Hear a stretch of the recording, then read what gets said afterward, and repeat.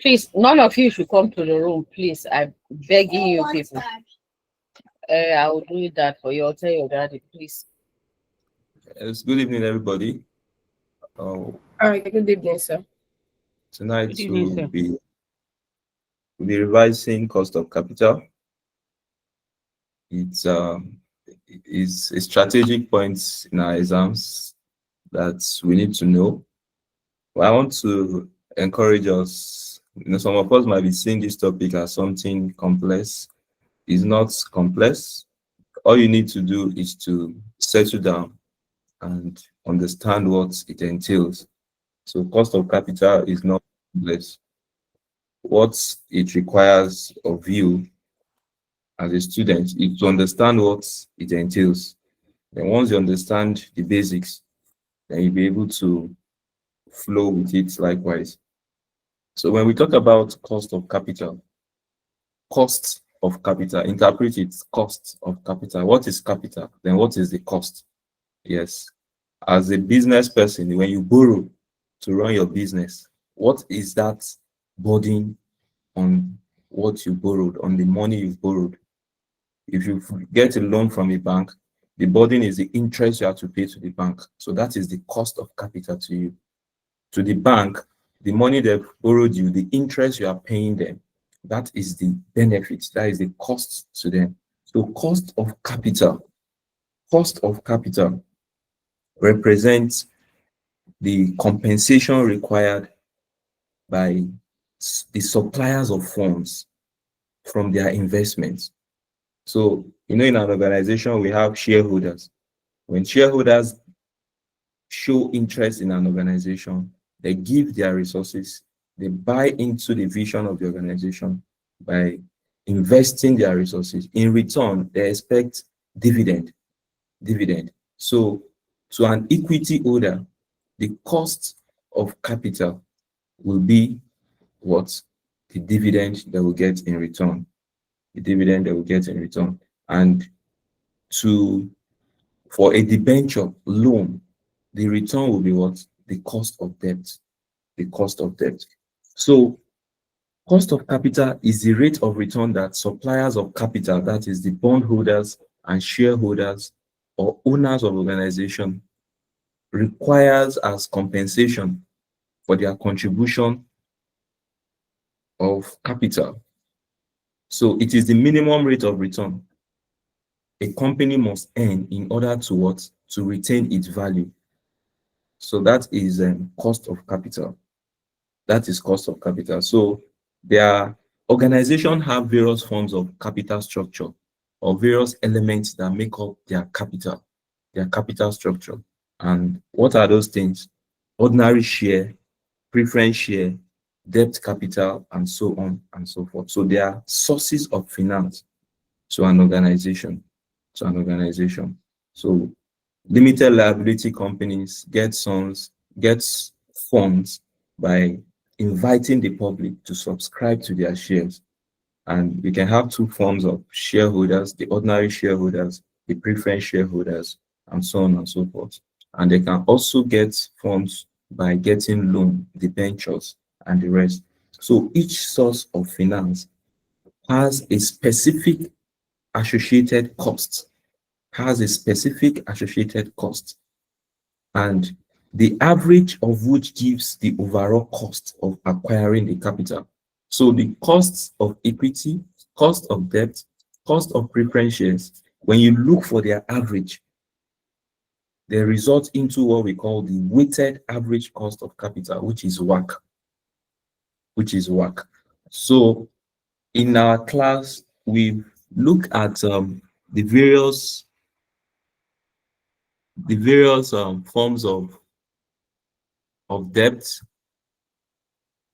That is, we look at cost of equity,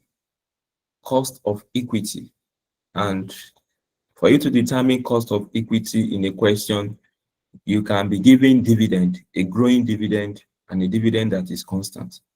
And one thing with cost of equity is when you are giving dividend and the dividend is growing, there are two ways you can compute your dividend. You can determine your growth rate. And I want to ask, since this is revision class, what are those two methods of determining growth rates?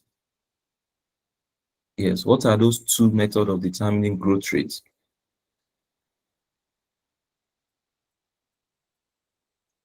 Yes, Madam Afiniki. Good evening, sir. Yes, Mr. Patrick. We can use a historical approach, then we can also use dividend growth rate method. Yes, dividend growth rate method. There is a word, there is a name I want to hear. Any retention model. Okay, otherwise known as what? Any retention model. Yes, it is otherwise known as what, ma? Gordon's growth model. Gordon's growth model. Yes, Gordon's growth model. Gordon's growth model. So one of the questions I forwarded this evening, when we try solving the question, you see the application of Gordon's growth model in that question. So the question will not tell you, but from the variables in the question, you are supposed to know that, yes, I'm to apply Gordon's growth model. And Gordon's growth model, what is the expression? What is the formula? Growth is equal to R and B. Yes, R multiplied by B. Yeah. Growth is R multiplied by B. Yeah. And what is R? What is R? Profit after tax or any other opening net profit or equity or shareholders. All right. And what is B? B is retained any other profit after tax times 100. Yes. B can be derived in two different ways. B can be earning per share minus dividend per share divided by earning per share. Or B can be 1 minus what? 1 minus dividend payout ratio. 1 minus dividend payout ratio.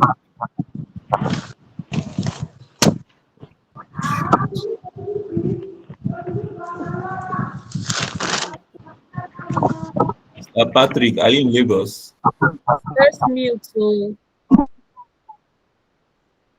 Mr. Patrick, that is Lagos sound. In Lagos, sir. Lagos sound is special. I'm sorry, sir. No problem. No, it's fine. You are permitted. We are learning, sir.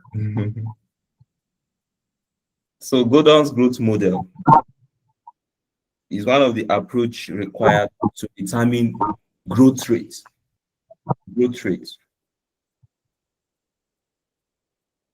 So we can use the historical pattern. The historical pattern to determine growth rates. And we can use the Gordon's growth model to determine growth rates. And more so, in estimating cost of capital, there are two approaches to estimate cost of equity, rather, to estimate cost of equity. One, there is dividend valuation model.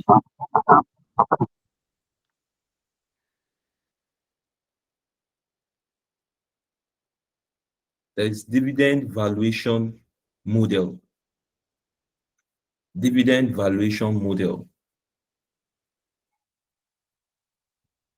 For us to determine cost of capital or cost of equity, you can use dividend valuation model. And you can use what? CAPM, capital asset pricing model, to determine what? Cost of equity. Now, for those of us that this is the first time of joining us, for you to determine cost of equity, we can have a case of constant annual dividend, where the dividend is constant and it is not growing. This is the formula. We have cost of equity equal to what? Dividend, that is current dividend, divided by what? Market price, excluding dividend. Now, if the market price is cum div, it shows that dividend is yet to be paid. But if the market price is XD, it shows that it is safe for use in your computation. So cost of equity is with a constant annual dividend. Dividend divided by what? Market price excluding dividend that is yet to be paid. Excluding dividend that is yet to be paid. So this is a case of cost of equity where there is a constant annual dividend. That is, the dividend is not growing. That's where the dividend is not growing. Adam Faith, you raised up your hand. Okay, is that in error? Yes, sir. No, yes. Oh, I wanted to actually say somebody is not muted. They should be muted. Yes, I've Making muted a her. I've muted her. This is Madam Affinity. I've done that on her behalf. He said, can you see my screen? Every other person, that my screen is not showing. Yeah, we can see your screen, sir. All right, fine. So we have a case of constant annual dividend, and we can have a case where dividend is growing, which we've said that you can use your historical method or the Gordon's growth model. So with dividend growing at a constant annual rate, you use this formula. Yes, use this formula, that is cost of equity is equal to what? Current dividend into the bracket of 1 plus growth rate divided by what? Market price, that is excluding dividend plus the growth rate. You use this formula here, where the dividend is growing at a constant rate, So where the dividend is growing,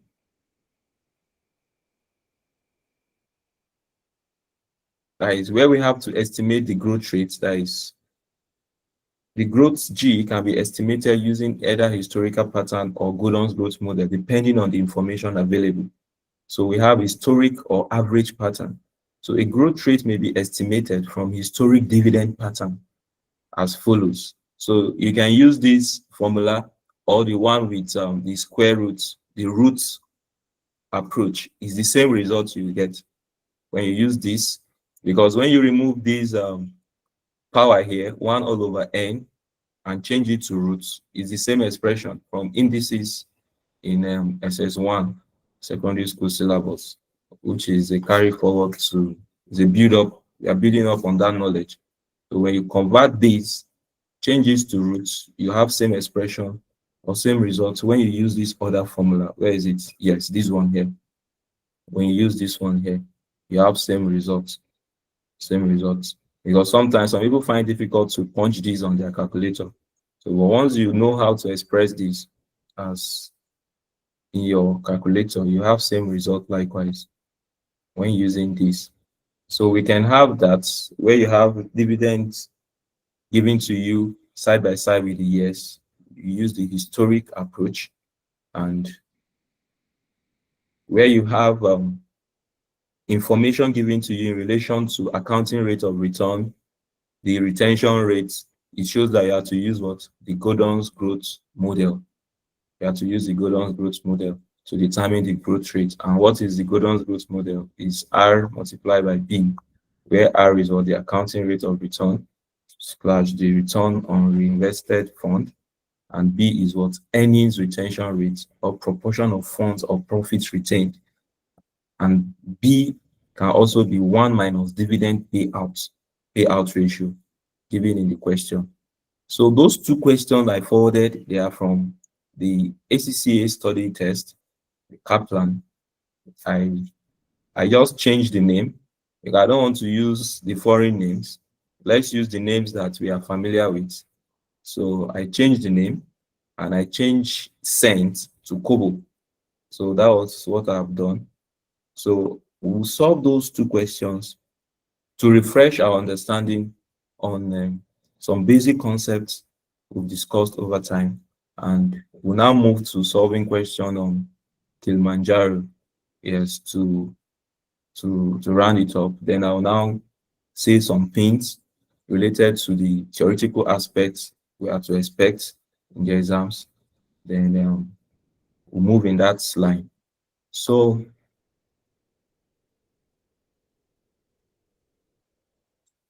still on cost of capital, let me see you emphasize on this. We can have cost of preference share capital, cost of preference share capital. And for you to determine your cost of preference share capital, the formula is what? The formula is what? Is the interest or dividend divided by what? The current market value of what? Of your dividend, of the shares, multiplied by 100. So this is a case where dividend is constant, likewise, where the dividend is not growing. So for cost of preference share capital, for every source of capital, there is a cost attached to it. There is a cost attached to it. And cost of irredeemable debt. Debt has to do with the issue of interest. And that is why you have it. And interest has what we call what? Interest. Let me ask this question. Interest enjoins what? Or debt enjoins what? Debt. Tax relief. Yes, it's enjoying tax benefits. There is tax savings on debt. And that is why you have it as interest to the bracket of 1 minus tax rate divided by market value of debt, excluding interest. Market value of debt, excluding interest. This is a case of irredeemable debt. For redeemable debt, what will happen? For redeemable debt, what will happen? Yes, I need Redeemable explanation. debt. We are using discount factor used to get our IRR. Very good. Yes, for redeemable debt, we will need to determine two discount factor. One that will give us what? A positive value and a negative value. Then we apply that in our internal rate of return formula to determine our cost of debt. To determine our cost of debt, that is for redeemable debt. For redeemable debt. But for irredeemable and for redeemable debt, there is something that happens at the end of the period. Something happened at the end of the period. What is that thing? When if the debt is for 5 years, The yes, redeem the principal and the interest are paid together. very good. Yes. Now for debt at nominal value is at what rate? Debt at nominal value is at what rate? At what value? 100. 100. Fine, 100. Debt is at 100 at nominal value. So it means when you are redeeming at the end of the period, it will be 100 plus the interest. 100 plus the interest. So that is for redeemable debt. You can see the case of this example here when we solved in class. You can see the issue of interest plus the 100 redeemed at the end of the period. And I believe you revise this over and over again. And we have our internal rate of return formulas and the rest of it. So, okay, let me change my slide. So all those assignments there, I hope we've solved them. Yes, they are very important.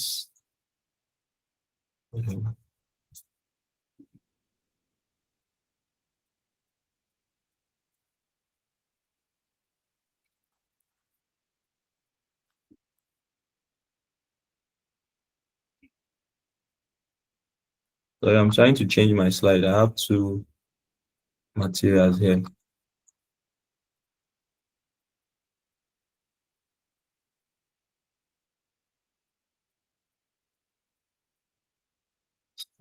So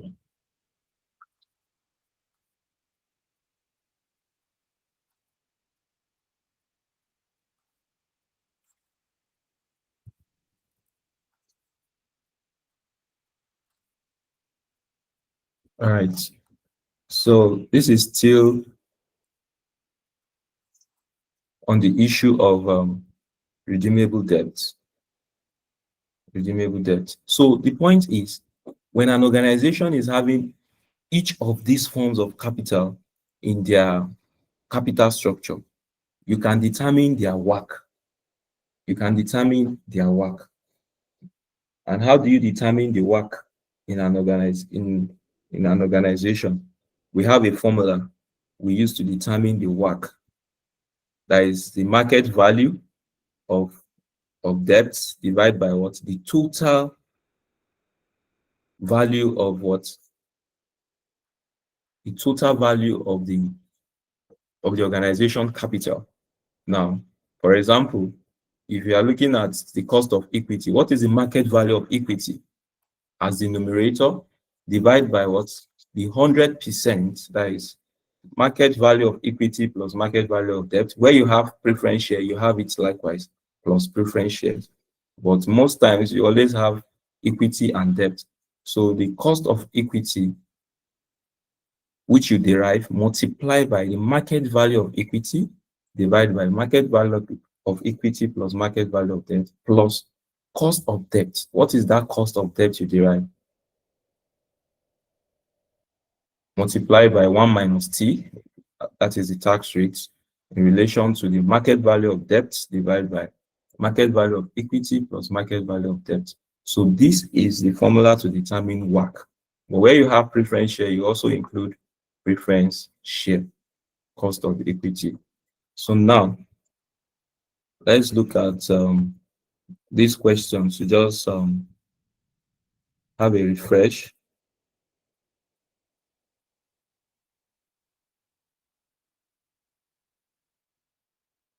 Question is on the platform, on the WhatsApp platform.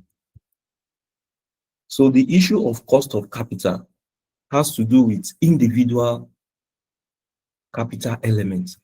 It is when an organization is trying to diversify from its usual operation. That is where we now have issue of specific cost of capital. And that is where those process of identifying a proxy company, identifying the beta of a proxy company, you ungear, you regear, that is when it sets in. Yes, that is where it sets in. That has to do with project specific cost of capital. But before you arrive at that, you must know the basic working of cost of capital has to do with the working of cost of equity, cost of debt, and cost of preference share. So it is when an organization is trying to diversify into another industry, then the issue of project specific cost of capital will set in, which is those questions that have been forwarding, they are on project specific cost of capital. So, but basically, cost of capital is you identifying what is the cost of getting equity, what is the cost of getting debt, what is the cost of getting preference shares. So you can now pull everything together to determine your work. So let's look at this question. Can somebody read?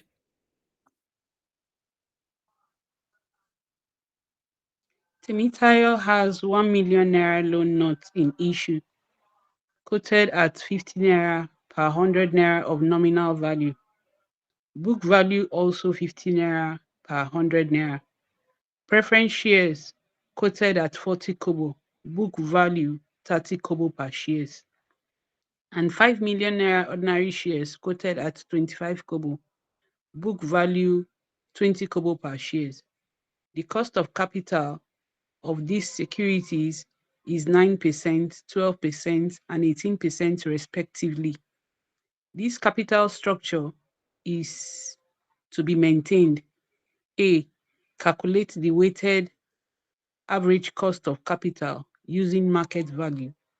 B, calculate the weighted average cost of capital using book value and comment on the difference in your answer in A. Yes, thank you very much, ma'am. Yes, so looking at this question, for you to determine WACC, You can determine WACC using book value and market value. The book value is the value in your statement of financial position. And one key difference in book value is when you are using book value to determine your cost of equity, you add your reserves to your ordinary share. But when you are using market value, you don't add reserves to your what? To your ordinary shares. Take note, because somebody called me yesterday regarding the question I forwarded yesterday on Kilimanjaro, trying to add reserves to ordinary share. No, you don't do that when you are using market value. It is when you are using book value, you add reserves to ordinary share. We explained that's why we're doing the normal classes. So looking at this question now, talking about the A part, calculate the weighted average cost of capital using market values. Using market values. So now that Temitayo has 1 million loan notes in issue, 1 million naira loan notes in issue, quoted at what? 50 naira per 100 naira. You know, the nominal value of a loan note of debt is 100, right? Is 100. So based on this first line, how many loan notes can we attribute to Temitayo? If one loan note costs 100 naira, how many loan notes can we attribute to Temitayo? I want you to understand that line. Yes. 10,000.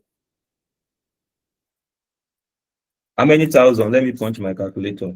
1 million. 10,000. 10,000. Fine. 10,000. Good. 10,000. 10,000. This 1 million is the monetary value. So for you to get, how many loan will you get to pay, for you to pay 1 million? So it is 100 divided by 1 million. It means you have 10,000 loan notes. So based on the current market value, the loan note is currently quoted at what? 50 naira.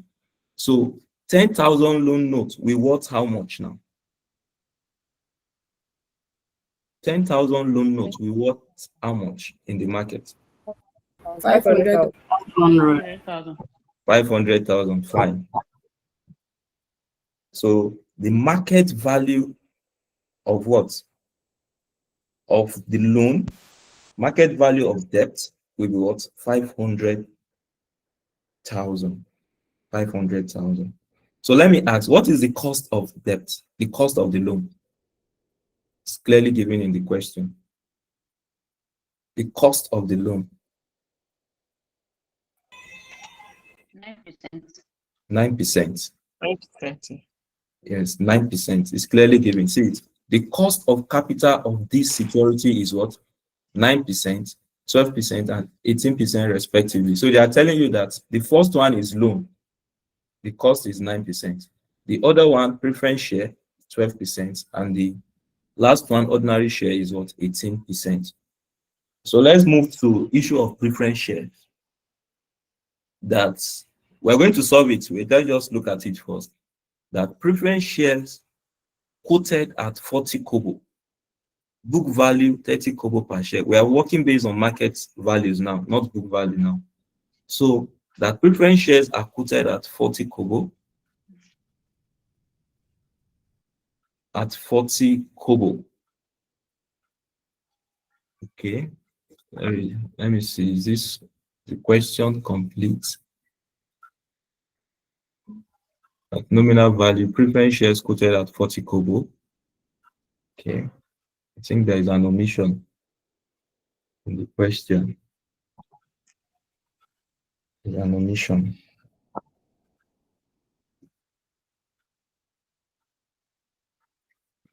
Shown in this question.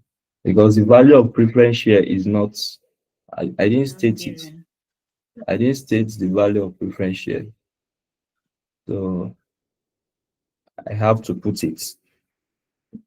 I think the value is 625. 625. The value is 625.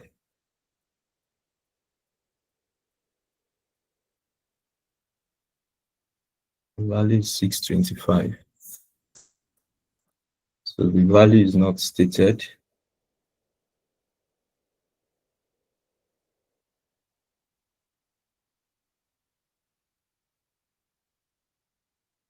Okay, let me write it.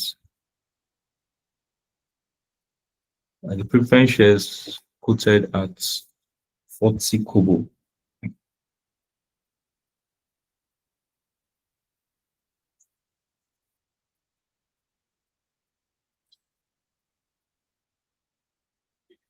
$625. 625 preference shares. All right, fine. So preference shares, we have 625 preference shares quoted. What is the interpretation of this? This 625,000 is not money. It's a number of preference shares. So you must learn to differentiate when it is in monetary value and when it is the number of the preference share or number of ordinary shares. So 625,000 preference shares quoted at 40 kobo. So now, what will now be the market value, overall market value for 625 preference shares? Stated at 40 kobo. What will be the market value? The market value? 250,000. Fine, 250,000. Fine, 250,000.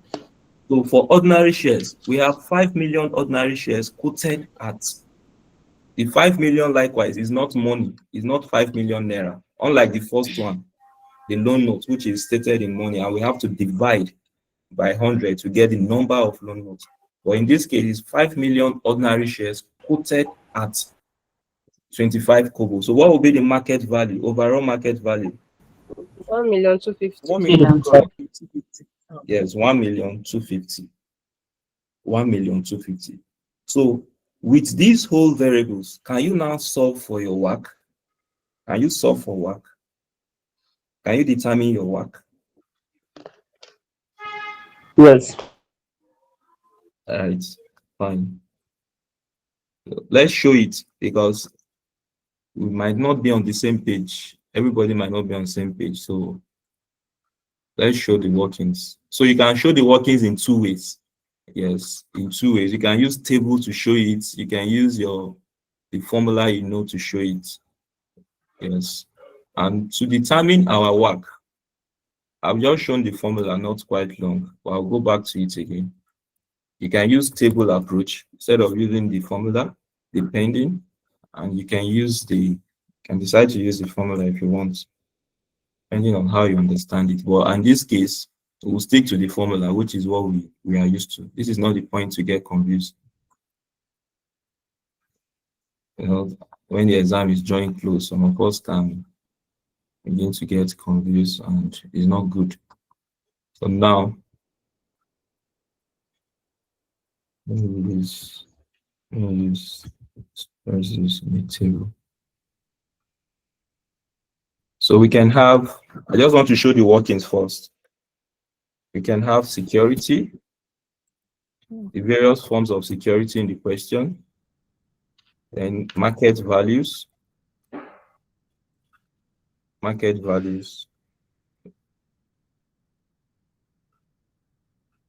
then you can have proportions. You can have proportions if you want. That is the weight now.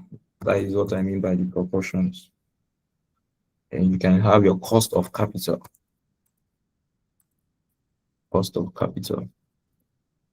Then you can have your weighted cost of capital. So our securities, first we have loan notes. To determine the market value, we have 1 million naira loan notes. Now, how many loan notes is in 1 million? We divide 1 million by 100, which is the nominal value. You have what? You have 10,000. So 10,000 multiplied by what? the market value of one loan note is what? It's 15 naira. 10,000 multiplied by 50, you have what? 500,000. 500,000. So for preference share,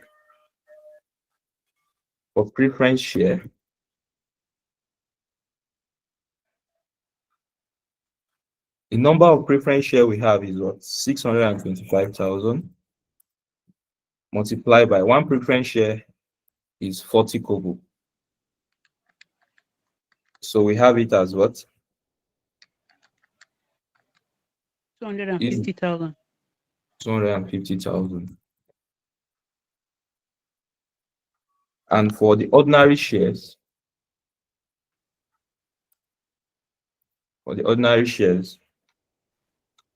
we have it. How many ordinary shares do we have? 5 5 million. million. 5 million. And one share is equivalent to what? 0.25 market value. Overall market value will be what? 1,250,000. 1,250. 1,250,000. So the total market value is what? 500 plus 250 plus 1,250. The total market value is what? 2 million. 2 million. 2 million. 2 million. 2 million. Total 2 million. So what is the proportion of loan notes to the overall market value? The proportion of loan notes, that is 500,000 divided 45,000. 9% of 500,000. One What of is it? 25%. Yeah, 25. 0.24. 25% or 0.25 if you want it in decimal. Okay. The preference shares, what is the proportion, the weight of preference share to the total? That is 250 divided by what? 2 million. 12.5%. 12.5%. Is that Madam Nkechinyere? Yes, sir. It's been a while, ma. I do. Good evening, sir. You've I been doing can your reading. hear. You've been doing your reading secretly.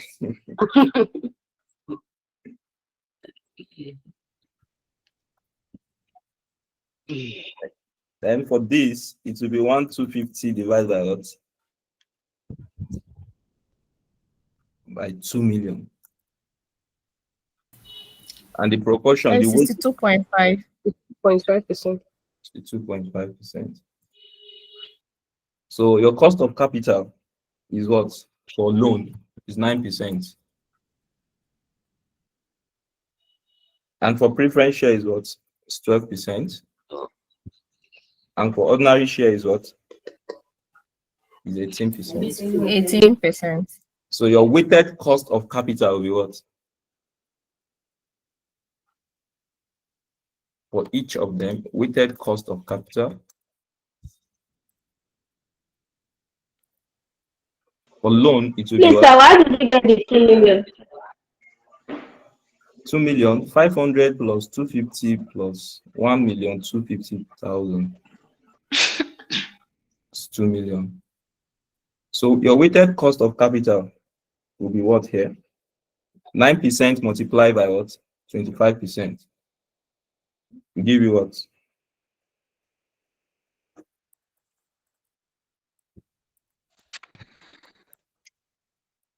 0.0225. Okay, That's 0.0. 2.5. 2.25, right? In percentage, 2.25.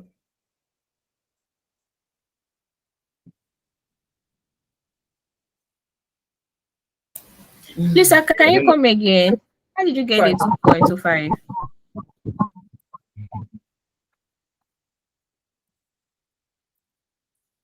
25%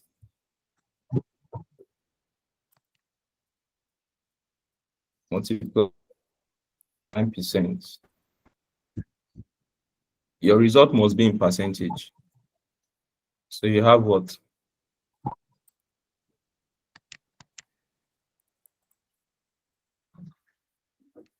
2.25. Okay. Thank you, sir. And for this, it will be what? 12 points.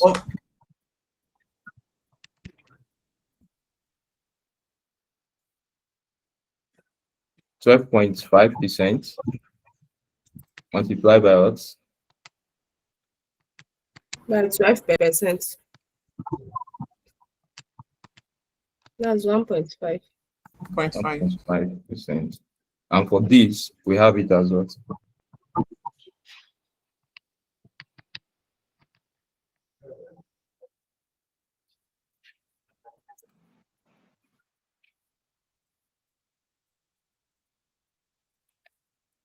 Multiplied That's by what? 11.25.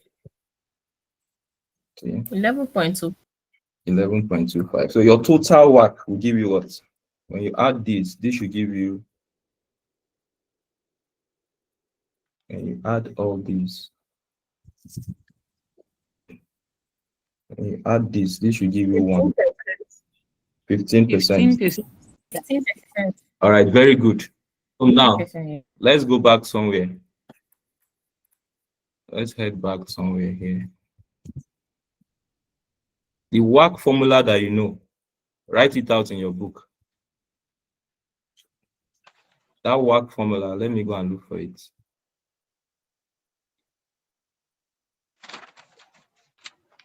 The work formula you know.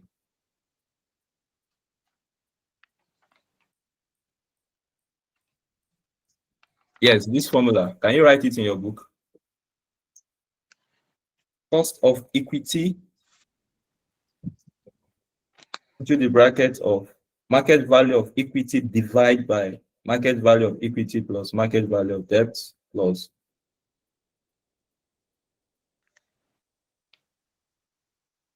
cost of debt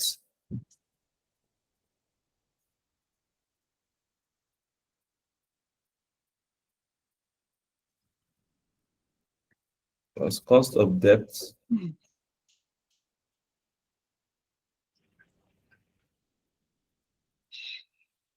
For this question, the cost of debt is already given to us directly, so we ignore the issue of tax in relation to this.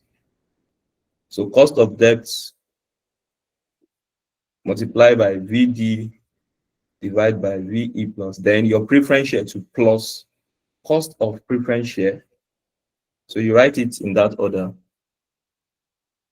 So we'll now go and substitute all those things again. Let's see if we get 15%. I actually work on a table form, but this is the formula I want us to use. So do we have it in our book now?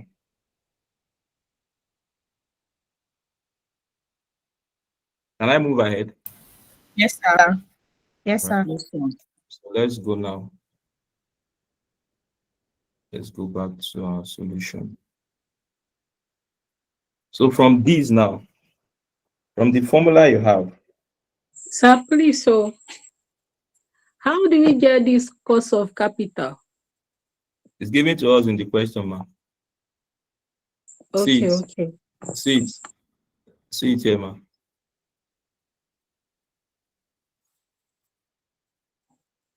Okay, sir.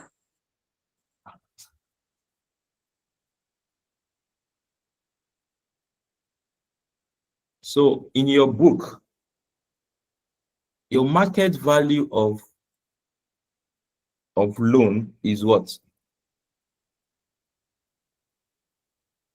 The market value 500,000. 500,000. Sorry, I will not be able to write the formula as expected, but I'll just understand what I'm doing. Market value of debt of loan is 500,000. What is the total market value for everything? 2 million. 2 million, fine. 2 million. Multiply by what? The cost of loan notes. That is 9%. Isn't it? 9%. Take note of this like this. Plus what?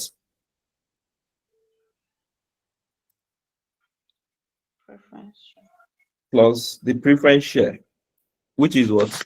250. That is the overall market value.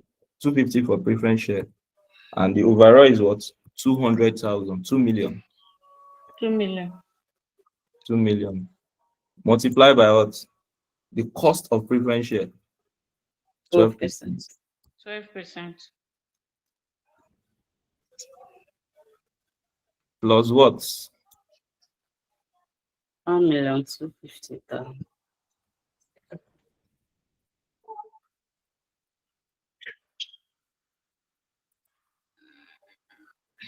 Plus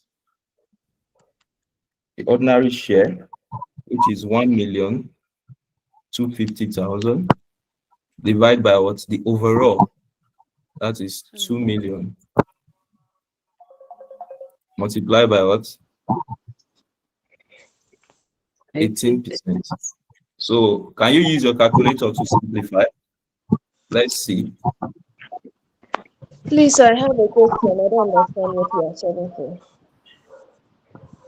For the You said for you the have debt, Yes, sir.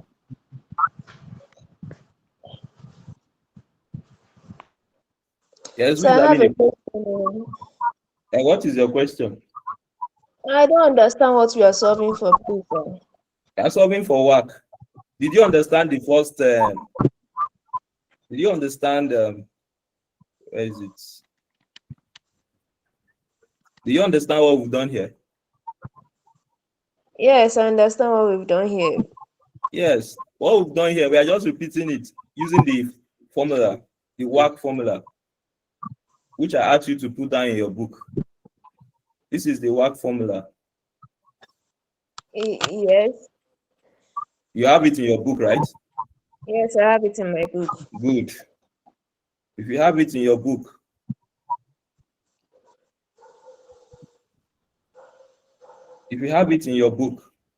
It's in the phone. the market value of loan notes is what?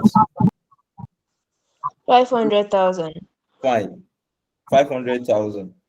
So now the denominator, you have market value of debt, market value of equity.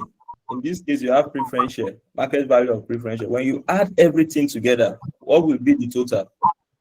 200,000. Isn't it? Multiplied by the costs of the loan note, which is 9%. Then the next one is what?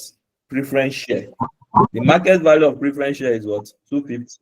Divided by overall, the overall market value of preference share, loan notes, and equity is 2 million. Multiplied by the cost of preference share, which is 12%, plus what? 12%.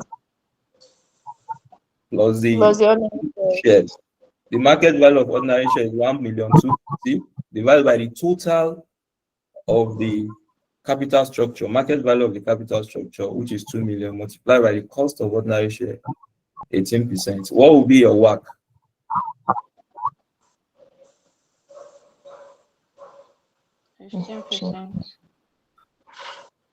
The work is what? 15%. 15%. Yeah. So when you solve this, you should have 2.5 plus the other one should give you what? 1.5. 1.5. And this should give you what? 11.25. 25. And everything should result to what? 15%. 50%. So this is applying the formula, which is the same thing as, it's just looking at the weight, the proportion, that is WACC, weighted average cost of capital. Weighted average cost of capital. So it's not something complex, but sometimes when we see that formula, it might look frightening, but even without the formula, you can derive your WACC. Yes. And that is what you can see in this table. And when you apply the formula, fine, you still get same results. Okay, sir. Please, I have a question. Because from my understanding now, is either you use the first option, which is the table, or you use the second option, which is the formula. Yes. But from the formula now, that of cost of debt, there is Yes. a place you're supposed to do 1 minus tax. So which you said we should omit. So I want to know the reason, like what will you see that will make you know that okay, I'm not supposed to do that 1 minus T before I Yes. start doing this thing. Is it Where because tax wasn't given in the question? tax is given though 30%. Where is it? Okay. Where is the question? Is tax not given? Let me There's see. no tax. Tax is not No given. tax, right? Since we have already been No given tax, our sir. cost of Yes, capital. Let me see the question again. The cost of capital is this. Okay. There is no tax. There is no tax. There Okay, is sir. no. But assuming there is tax in this question, does it mean we are supposed to? Yes. Why substitute You for that you cost of debt? You do yes. what it's supposed to say. Yes. Yes, you do 1 minus T. 1 minus the tax. Some questions to say ignore tax. Yes. Okay, that's fine. Thank you, sir. And so now this is the A part. Dr. Prof, Calculate. I have one question. All right, what is the question? Okay. Aside this table, can we use the market value direct? Aside this one we did. You know, this one we did the proportion. Yes. Okay. I'm trying to. All right. Thank you, sir. As you said, can we use the market value? That is which market value? I'm there now. The market value, maybe, you know, there's a formula that will get the securities, the market value, then their cost of capital, then the hush, then we divide it. Can we use this same approach? Can we use this information to use that approach? That is what I'm Yes, trying this to is ask, sir. yes, and this is not far-fetched from that hash total. That concept you want to mention. Yes. Okay. Thank you, sir. So now this is using the market values. So using the book values, can we solve? Using the book value is not far-fetched from what we have. Using the book value, what would be the WACC? Using your book value. Using the book value, what would be the WACC?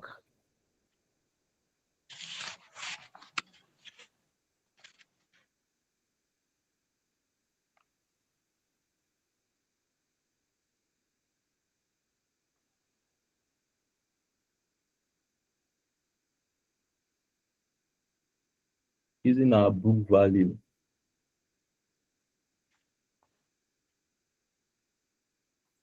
So we can still repeat this same.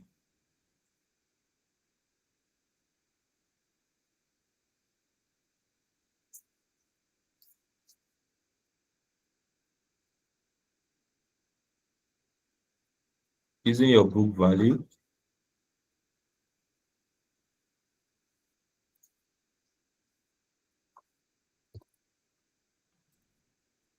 You know, the question is giving us book value in brackets. See it.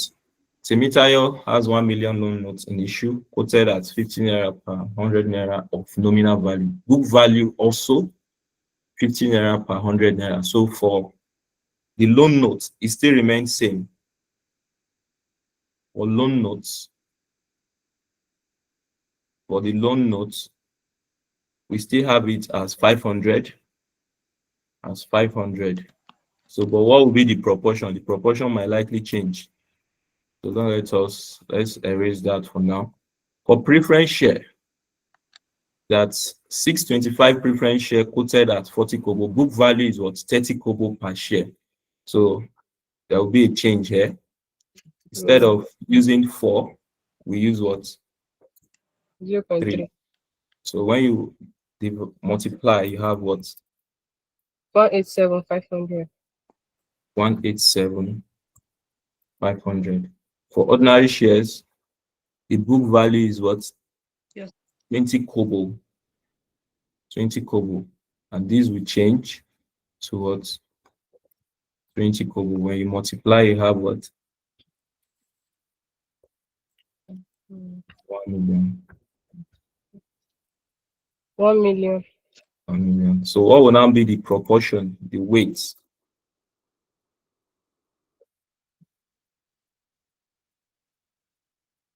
For loan notes, it will be what? It will be 500 divided by what? The total here will be what? It's 500 plus 187,500 plus 1 million. Should have what? We have 1,687,500. So the weight will now be 500,000 divided by 1,687,500. And the result will be what?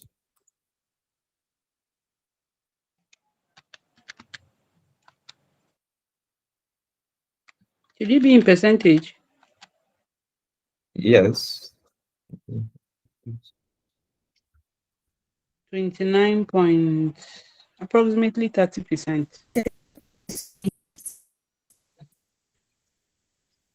So for this to be what? 187,500 divided by what? 1,687,500.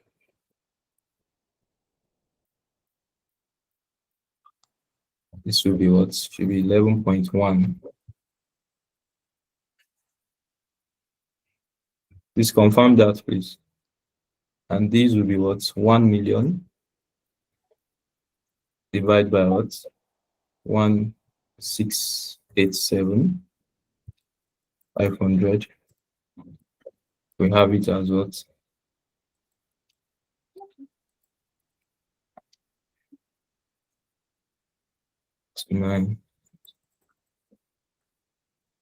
9.3.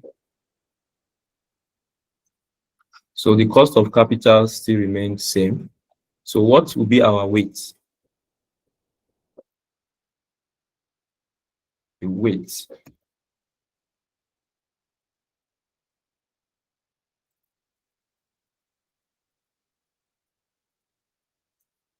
The weight for loan note will be what? That is 29.6 multiplied by what? By 9%. In percentage, your answer will be what? For this to be 11.1% multiplied by what? 12%. And for this to be what? To 9.3 multiplied by what? 18%.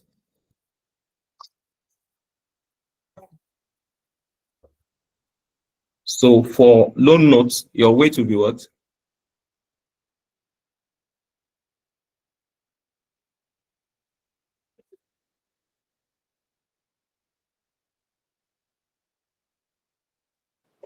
$2.7, sir. 2.66. Okay, 2.66. And for this, we have it as 1.33. And for this, we have it as what? 10.67. Overall, the work will be what? 14.76. 14.67 rather. 14.67.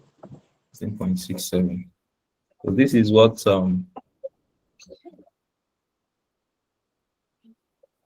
the question wants you to do.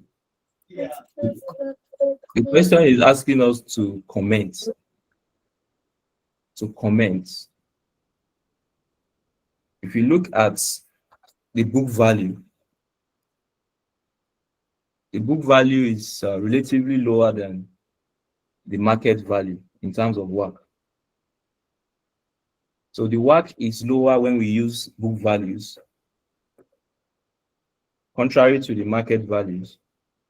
And What is the reason for this? Now, using the book value, you make wrong assumptions because the book value might be based on historical results, because book values does not reflect the reality. Yes, and sometimes when you try to estimate your work using the book value, you might not be making the right judgment. Now, let me ask, why do we compute for work? This is a very important question. Why do you compute for work? What do you need work for? You must know. It's not just knowing the formulas, knowing the steps. Why is work? Why do you need the computation of work?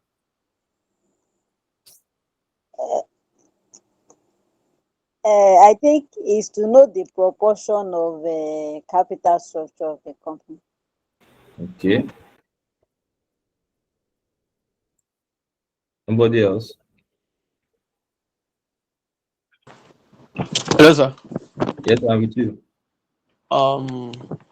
What serve as the expected return the investors are entitled to in a company? Okay.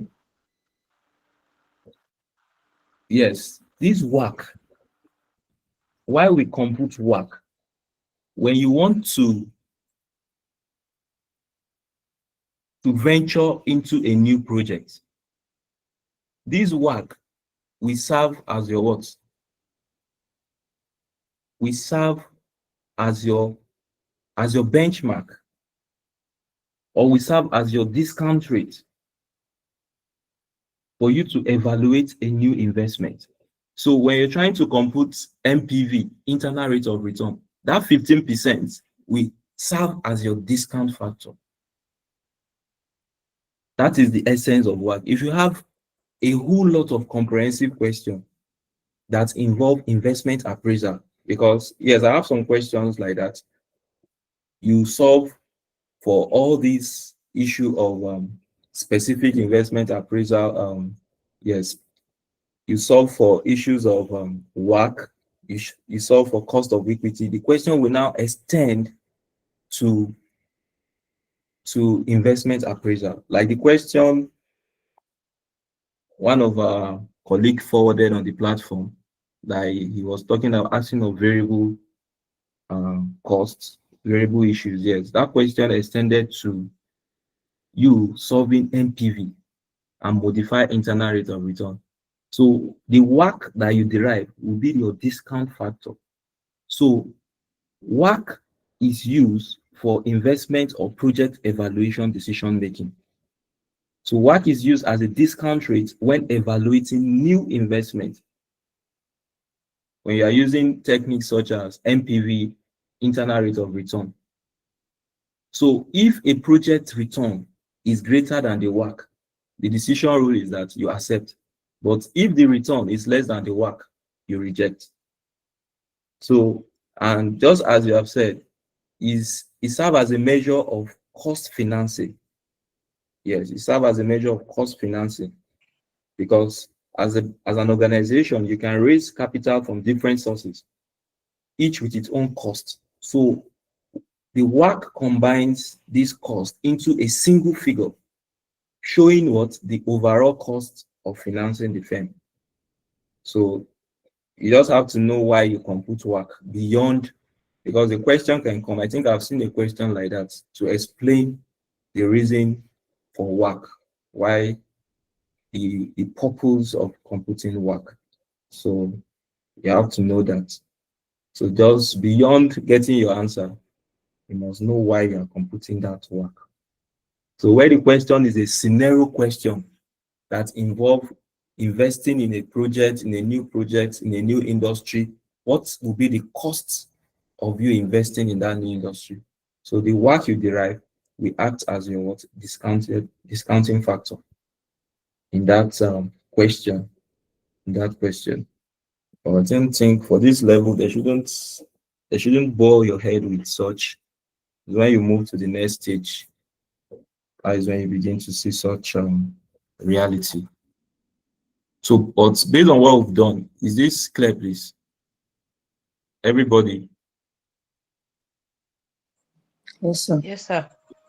let's move ahead to the next question. Please, sir.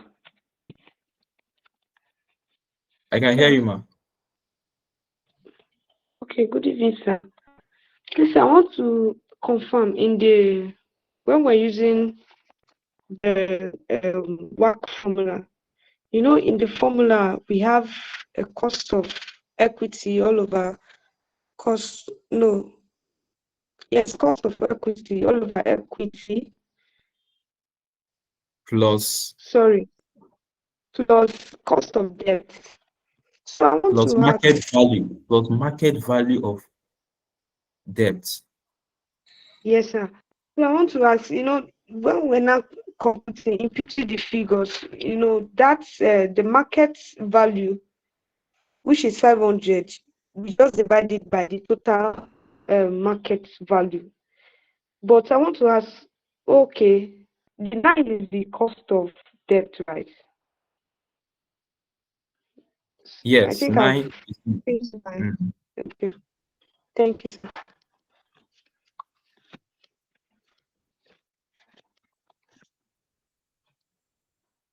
Question 2, can somebody read?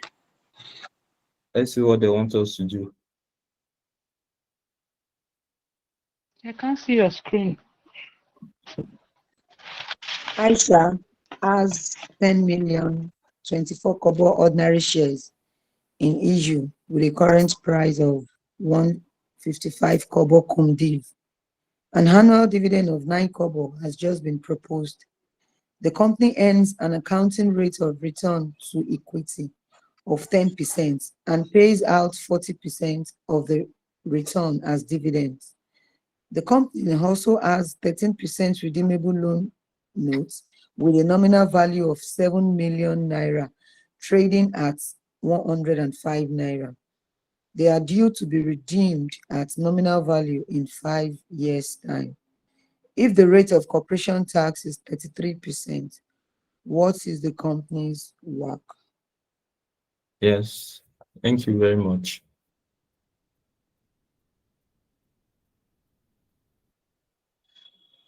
So looking at this question, what do you think we're expected to do? That Aisha has 10 million 25 kobo ordinary shares in issues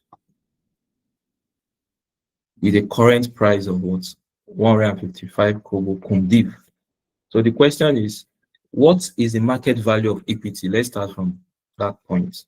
What will be the market value of equity? The market value of equity. The number of shares we have is what? 10 million. 10 million. Now, what is the current price of one shares? Take note now that ordinary share in issue with the current price of 155 kobo cum div. It shows there is a dividend in that value that is yet to be paid. We need to get the div. Yes, and what is that dividend? An annual dividend of 9 kobo has just been proposed, not yet paid. Proposed. So it means in this 155 kobo, there is 9 kobo in it. So we need to eliminate that. So when you eliminate that, to give you what? The market value of one multiplied by 10 million shares, you have the market value of equity.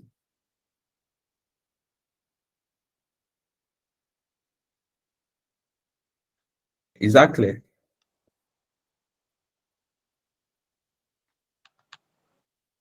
No, sir. No. Okay, fine. So Aisha has 10 million 25 kobo ordinary share in issue. Madam Chikodili, how many shares is Aisha having?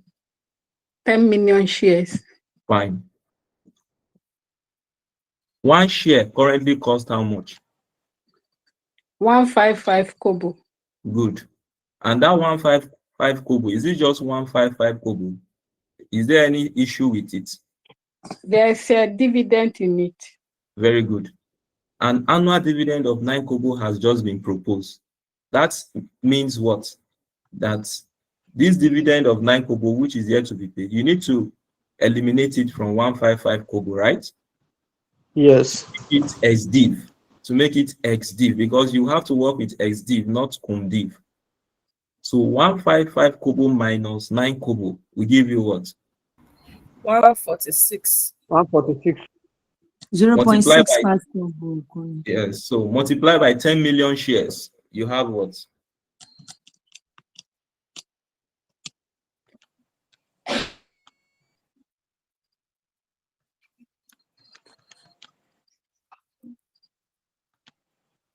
$1,046,000,000. You know, you're working in kobo, right? 14,600,000.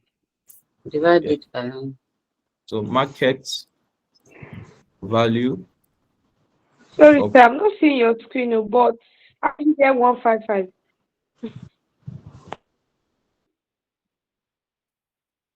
So please go back to the question. Let me see the last line.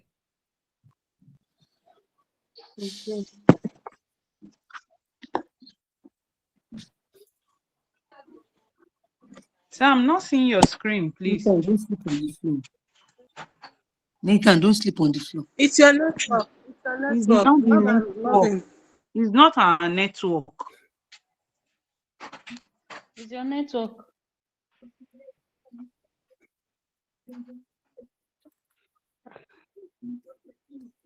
Is your network? Maybe, Okay, sir, because of share the screen. Because of her, let me go and reshare the screen. When you're in a class and you're not seeing the screen, it can be somehow. So let's go and reshare the screen. I'll reshare the screen now. Can you not see? Can you see?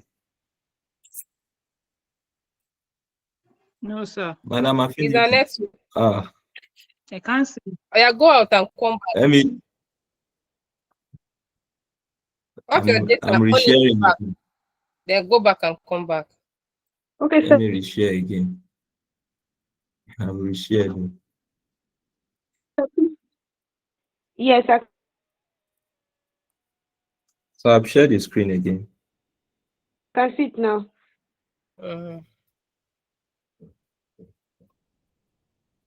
So the market value of I can see equity. it now.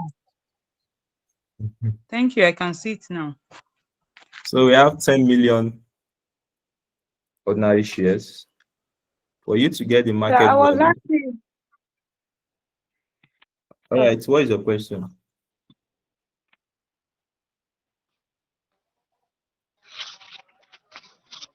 What is your question?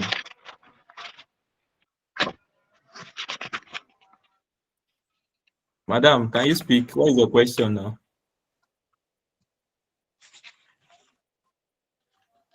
All right. So market value of equity. For you to get market value of equity, one share is currently at the price of what? 1 naira 55 kobo, and it is cum-div. So we need to less the proposed dividend of what? Of 0.09. So when you do this, you are going to have a result of 1.6, 1.46. so multiply by 10 million shares. Let me write this well. Let me write this well.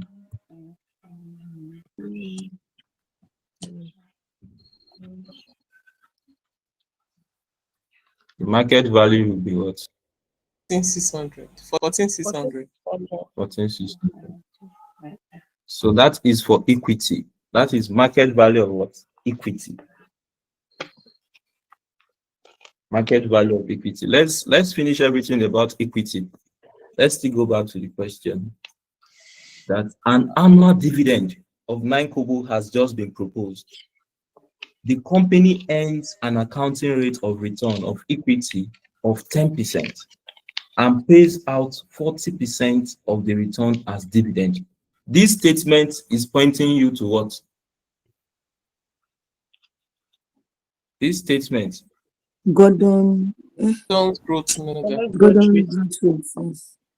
Gordon's growth model. Yes, as model as, Jai. as simple as that. Gordon's growth model. The question will not tell you that using Gordon's growth model, but why do we know it is Gordon's growth model? In Gordon's growth model, you need your what? Your Accounting rate of return. rate. Accounting rate Yes, of return and return on dividend. fine. You need accounting rate of return and return on on dividend. dividend. Yes. So now,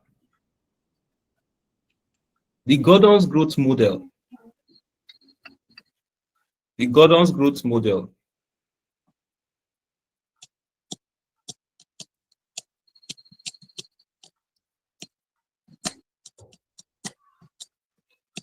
Gordon's growth model. For you to get your growth, it is equal to what? R multiplied by what? B. B. From the question, what is your R? The rate of return. 10%. 10%. R is equal to what? 10%. Your B is what? 40%. 40%. Yes, not just 40% now. To get your B, I showed a formula. 1 minus what? 1 minus dividend payout. Yes, 1 minus dividend payout. The rate of dividend payout. 1 minus. So it will be 1 minus 40%. 1 minus 40%. So please take note. 1 minus 40%. And that will give you 60%.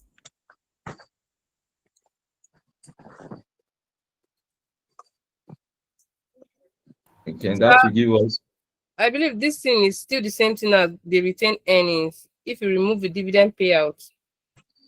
yes. Okay.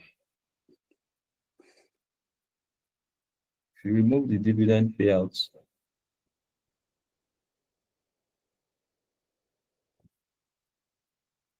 so 1 minus 0.4 will give you what?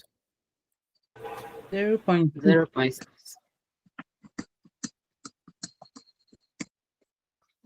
Okay.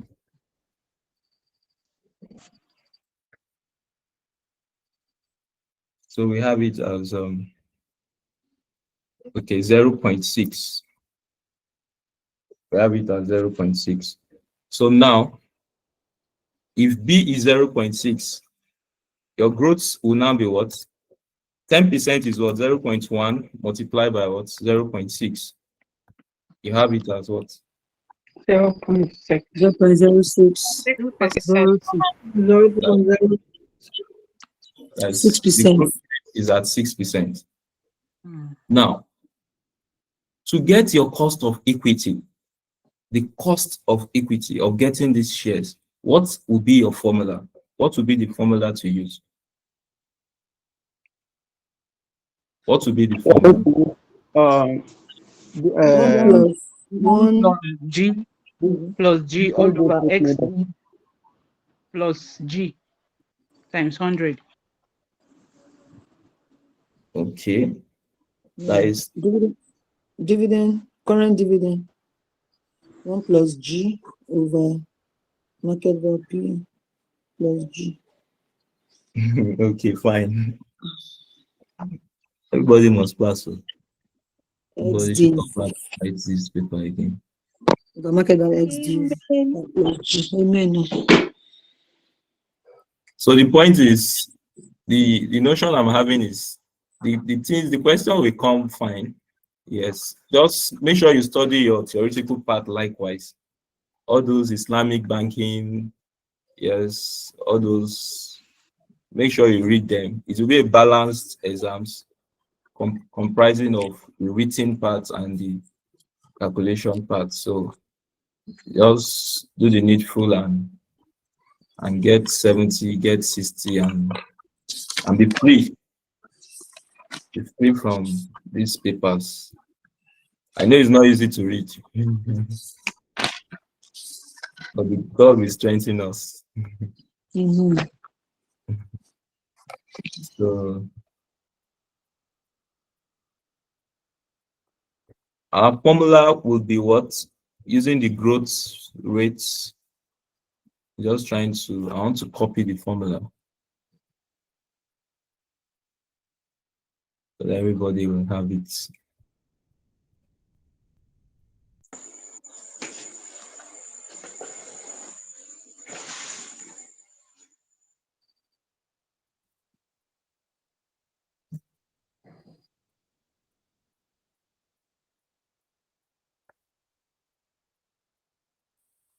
So since you know the formula, can you substitute and get your results?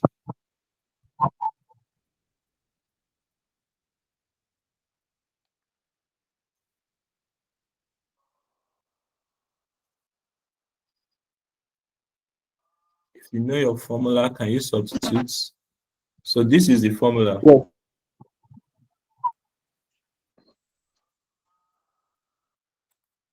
Your current dividend is what? Is 9 kobo, right? 9 kobo. Yes, And your growth 0.09. Your growth rate is what? 6%. 0.02. And your market value 1.46.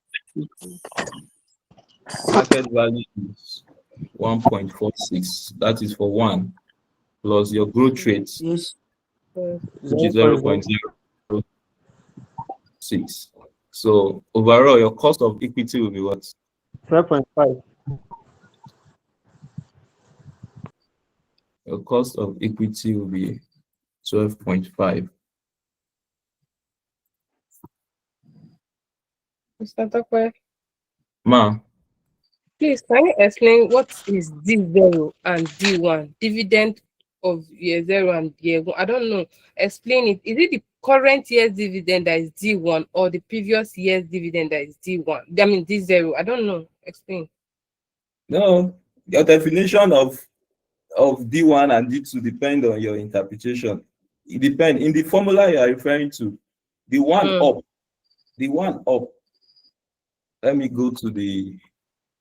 go to the, you are talking about historic approach, right? No, not The historic approach.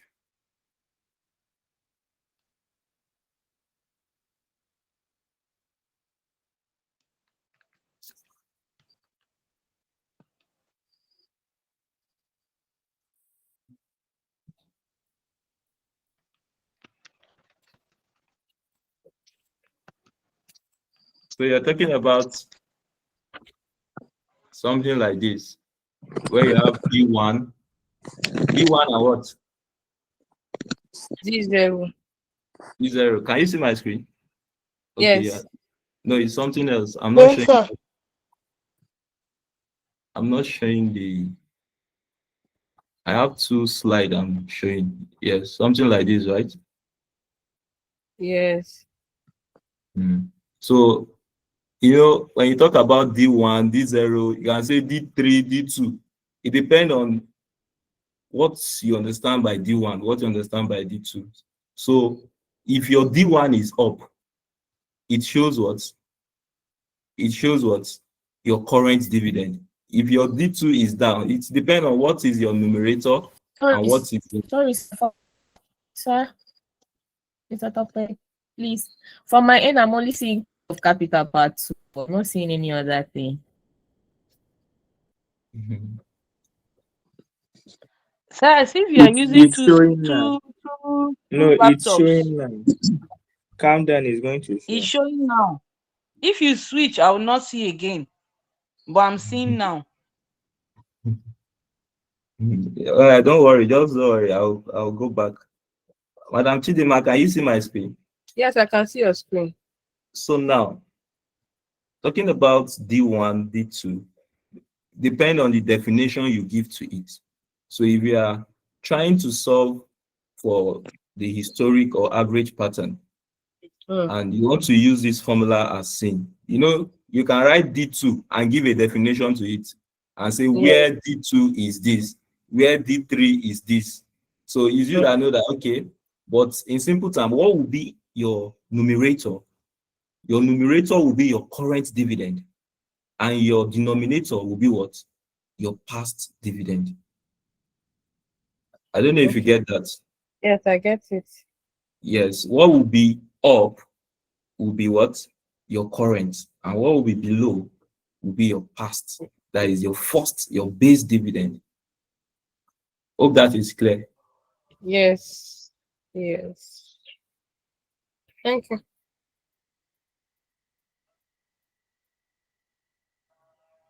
All right. Let's I'm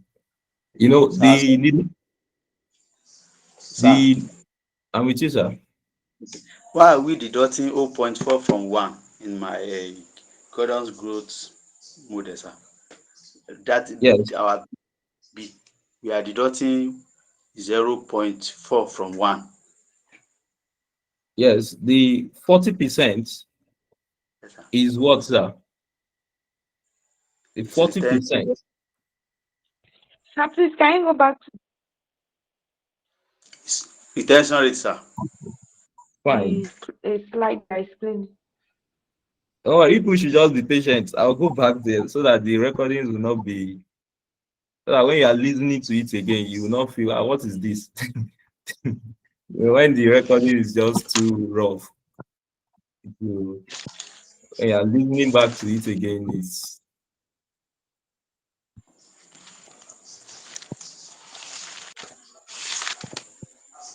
So we are deducting the retained earnings. That is what is it called now? We are deducting the payouts. That is 40% from 1 to get the retention rates. Okay. Yes, so that is why D is 1 minus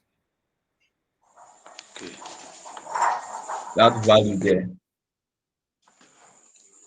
So your cost of equity, can you see my screen, everybody? Yes, and I'm a finicky. Can you see my screen? Yes, sir. Sir. Yes, sir. Alright. I can see Yes, it. sir. So your cost of equity is now what? It's 12.5, right? 12.5%. So as far as cost of equity is concerned, you are okay. Yes, cost of equity for now, you are fine. Before we move to determining our work. So let's move to issue of debt. What would be our market value of debt? The market value of debt.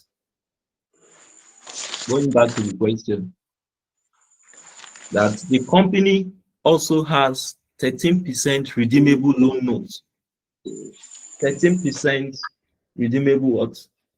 Loan notes with a nominal value of 7 million naira, trading at what? At 105. Trading at 105. And we've agreed that debt is quoted at nominal value at what rate? At 100. Now, if you have 7 million naira as loan notes, how many loan notes is in 7 million? You must be able to interpret, though you've done that before. So how many loan notes is in 7 million?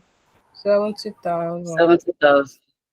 So what will now be the market value of 70,000 loan notes as at now? Times 105. Very good. 7,350,000. Very good. So market value. Market value. Market value of debt. Market value of debt. So the overall debt in monetary terms is what? 7 million. 7 million. And this is quoted nominal at 100, multiplied by the market value of 1 now, which is 105. You have what? So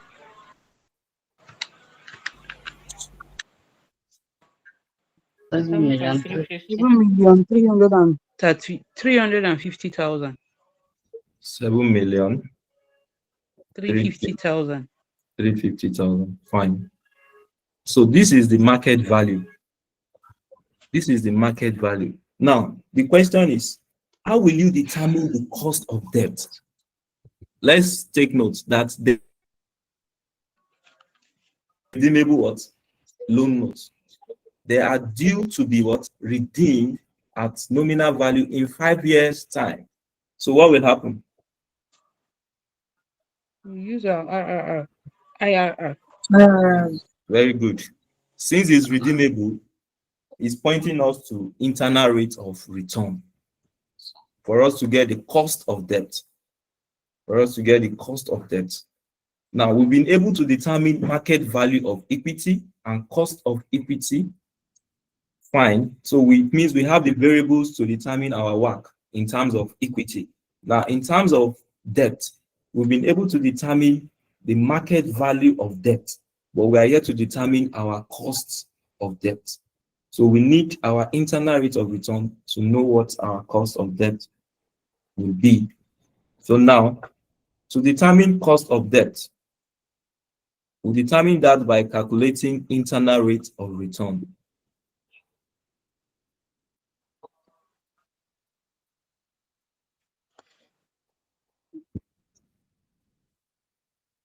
I believe we all know the formula for internal rate of return.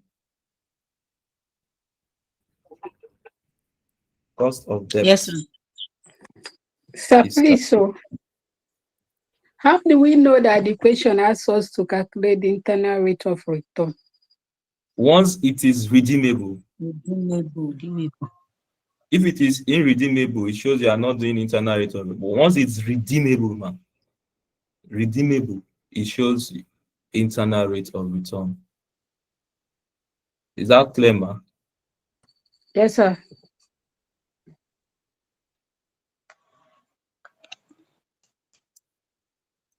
Cost of debt is calculated using internal rate of return. So how do you compute internal rate of return?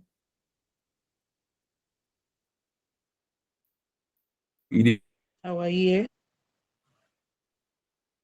item, cash flow, First, we need to discounting get the factor, two opposite NPV. interpolation method.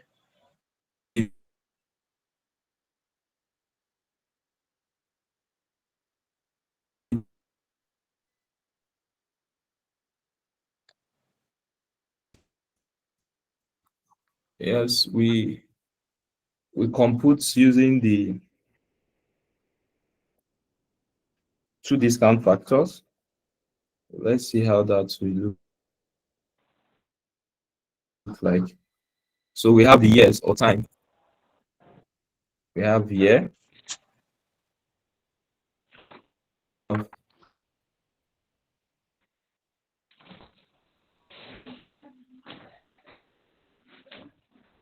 We can have our cash flow.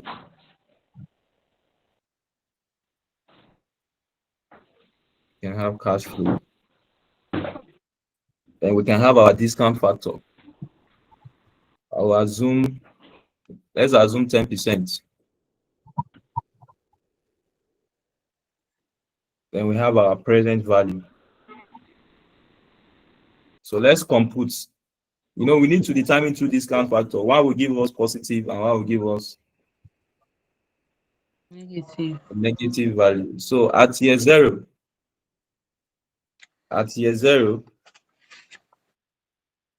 the cash flow will be what? The market value is what? At year zero. The market value of 105. debt. 105, fine. 105 at year zero.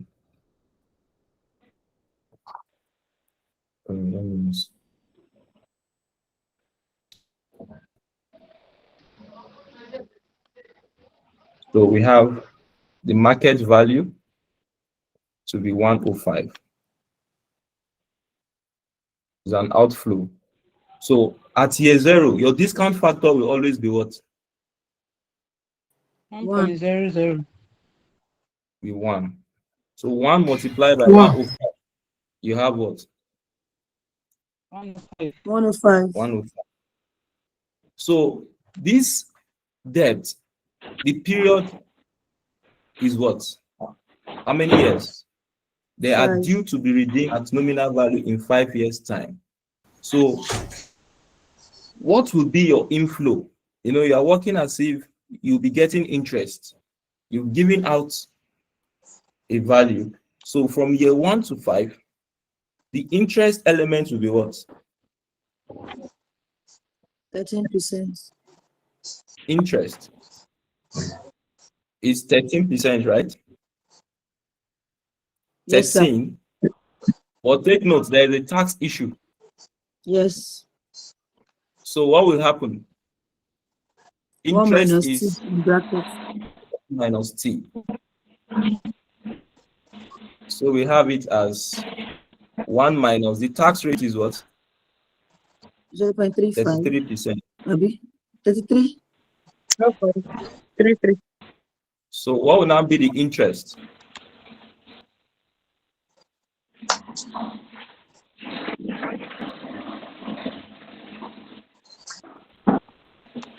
Eight point 8.71. 8.71. 8.71. So what I'm trying to do, I'm trying to apply annuity instead of doing it year 1, year 2, year 3, year 4. So what will be your discount factor for 5 years using annuity? 3.79. You said 3.79, if I'm correct. else? Hope you know how to use the formula, the annuity formula. Let me show us. Yes, sir. Okay, the formula is 1 minus into the bracket 1 plus r to the power of minus n divided by r, where r is your what? Your discount factor or your interest rate. So discount factor at 10% is what? Using annuity will be 3.79. 790. So when you multiply 3.79 by 8.71, you have what?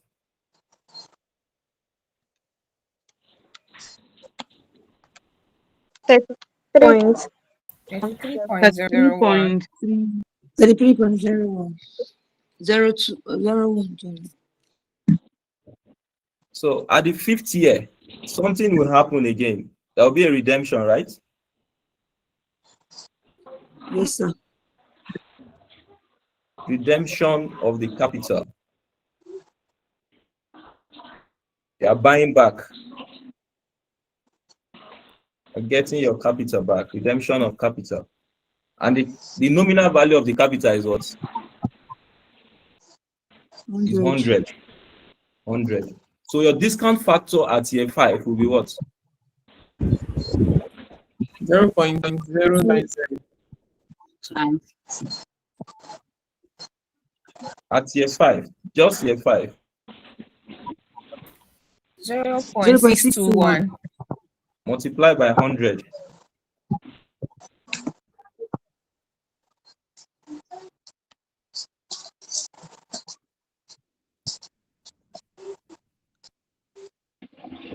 $2.1. 62.1.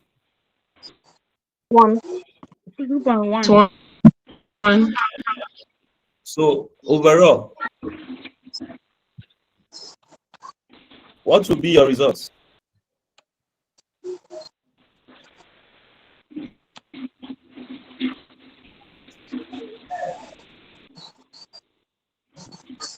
Negative 9.9. Negative 9.89. Negative 9.89.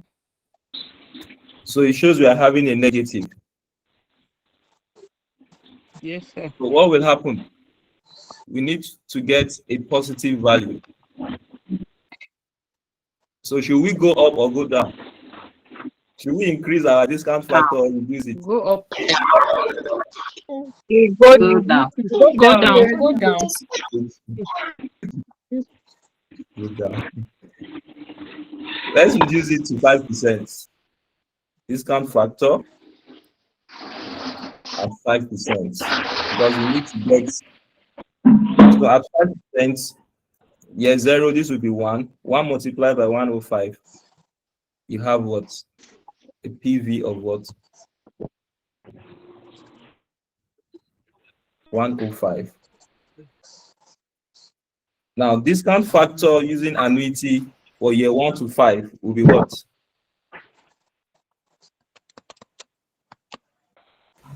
$4.329. Okay. 4.3. We'll be using annuity. 29.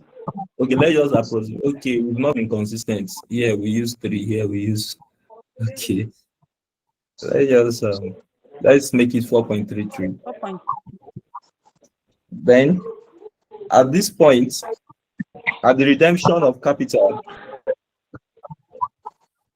for the 5th year, the discount factor will be what? 0.78. 0.784 or 0.78. So when you multiply, the PV here will be what? 4.33 multiplied by 8.71. 7.71. And at this point, you have it as what?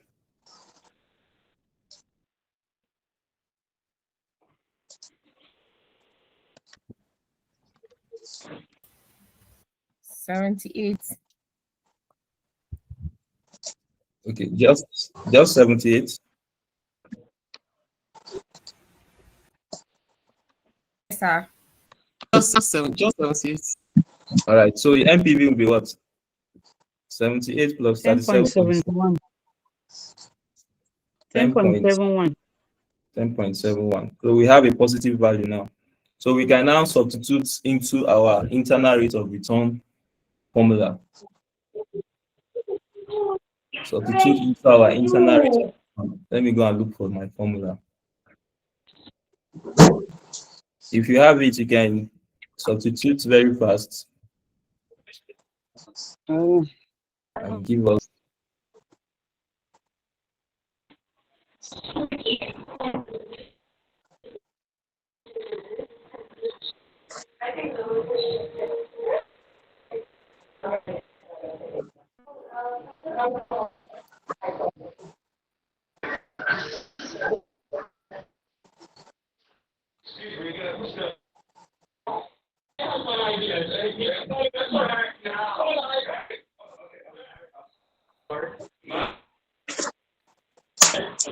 So using internal rate of return.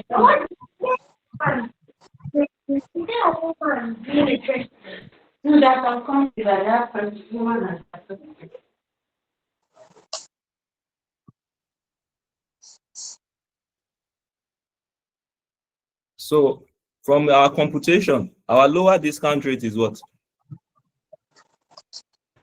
5%. 5%. And the positive MPV is what? 10.71.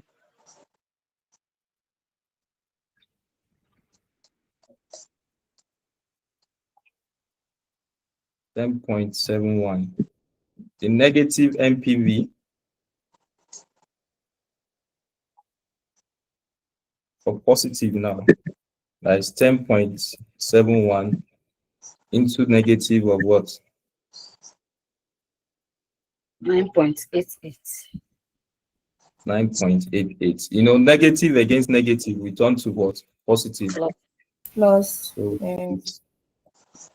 So the higher discount rate minus the lower discount rate will give us what? 5%. 10% minus 5%. So we have 5%. So when you simplify, you use your calculator, what will you get as your internal rate of return? You solve for this aspect first. You know, Bodmer's rule we apply. Division before multiplication, right? So 10.71, then 10.71 plus 9.88, you do your division, then multiply by 5% plus 5%. You have to go in that order. And you get what?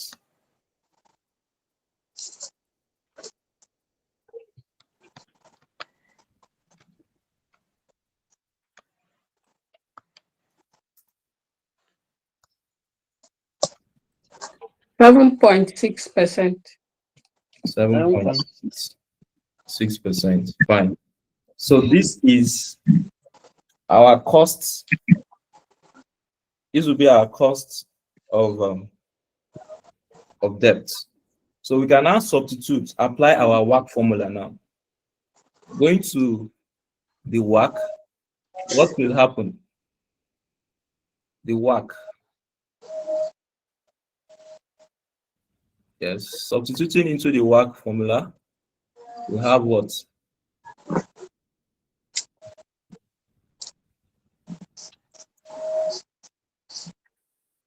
The market value of debt is what?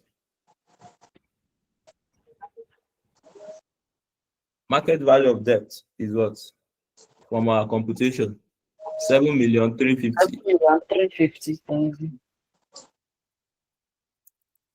Now, what would be the total market value of equity and debt? The total market value of equity and debt is what?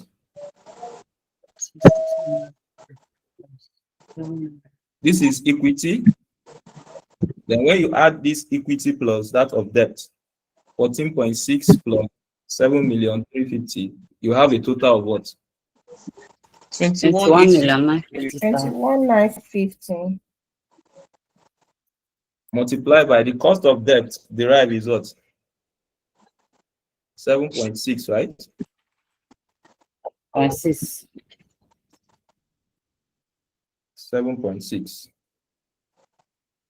Now somebody will ask, why are we not minusing tax again from this point? We've already worked using that tax in our internal rate of return, in our discount factor.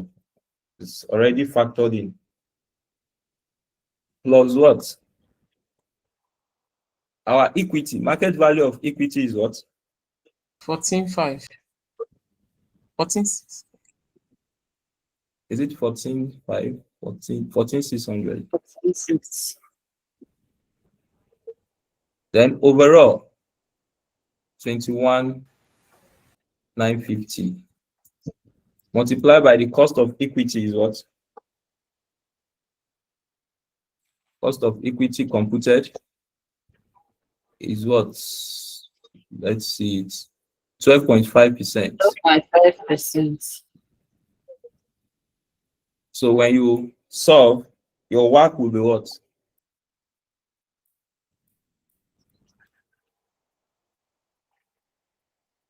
The WACC will be equal to what?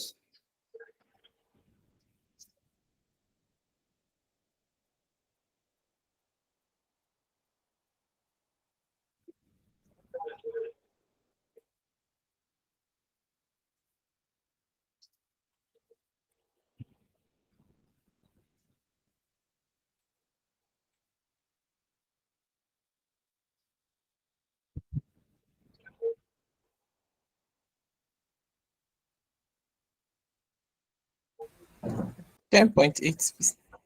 10.8. That's 10.8%. Sorry. Okay, 10.8%. 10.8%. So that is your WACC. So please, this is the concept of WACC, how it works. Yes, this is the basic understanding you must have, how WACC works. So, sometimes we see questions and the issue of WACC, the way people exaggerate WACC, as if it's something that you can't understand, you can understand it. So I decided to bring these examples again to refresh our understanding of what cost of equity is, cost of debt is, cost of preference share is, before we go into solving any big question Yes, because there is no gain in solving being questions, and some of us don't understand the rudiments of the concept of cost of capital, and that is why we have to run through this again. So please, in case you are not still clear, settle down on your own, understand each sentence, each word in the question, and try to compare and see, factor it into what we've done, and the understanding will come, and you develop yourself more. So please try and get this very well. Yes, Madam Victoria. Hello, Mr. Tope. Yes, I can hear you. Okay, sorry, I saw that we calculate the growth of what are we using that growth for that we calculated? We use it in determining our cost of equity. Let's go back to it. See it, ma. See it. It's cost of equity.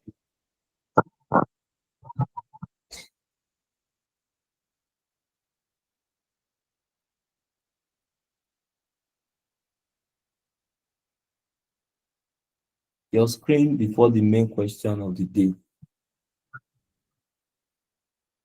Okay, Adam Afriniki, what do you want to say?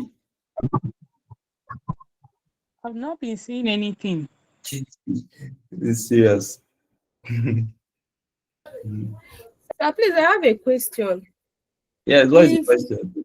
the growth she asked for is used to determine the cost of equity, which is this 12.5.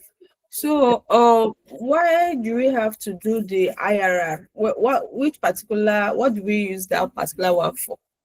See it. IRR was used to determine costs of debt.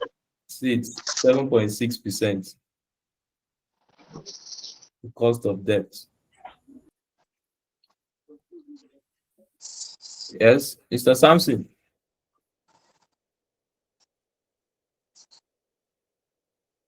You are muted. Sorry. Good evening, sir. Good evening, sir. Sorry for joining late. Okay, my question is that do we have any benchmark for work? Like to know when your calculation is right or wrong? Like maybe an estimated read you should fall, maybe from maybe 0 to maybe 40 or 30 or 50 above. There is no benchmark for work depending on the organization policy. The organization can set a policy for themselves that for them to venture into an investment, if the computed work is lower than what they've set for themselves, it means they will not accept the project. If it is higher than what they've set, it shows fine, they should. So it depends on organization. So it's what an organization can decide to fix for themselves. So if you see some questions, they'll tell you that the organization have set a 10% benchmark as work. So once you compute and your result is lower than what has been set, it shows you have to reject the investment. But once what you've computed, just like MPV and the rest of it, once what computed is higher than what they've set, the limit, the ceiling they've set, it shows that you have to accept the project. And that is why I asked the question that why do we compute work? Yes, it's for you to use it as a benchmark or cost of discount rates to determine if you are to venture into investment or not. So there is no, as a student, once you determine a work, if the question is not giving you a benchmark, there is no need to begin to wonder, is my result correct or not? Once you follow your step. So once the question is telling you, make a decision or advise an organization based on the limits they've set, and your result is lower than the limit, it shows that your advice should be they should not venture into the investment. But if your result is higher than the benchmark set, it shows that fine, they should venture into it. So is that fine? Yes, sir. Thank you.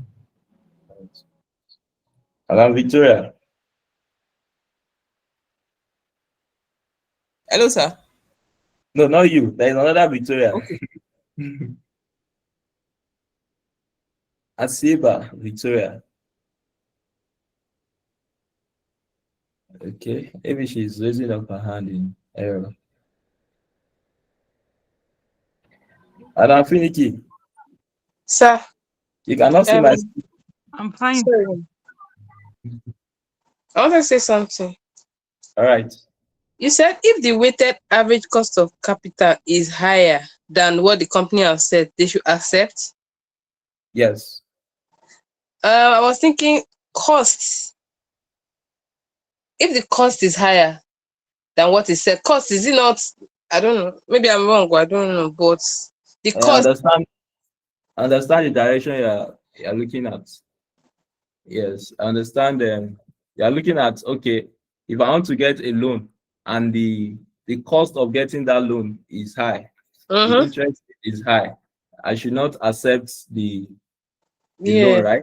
Yeah. That is the approach. That is the concept here.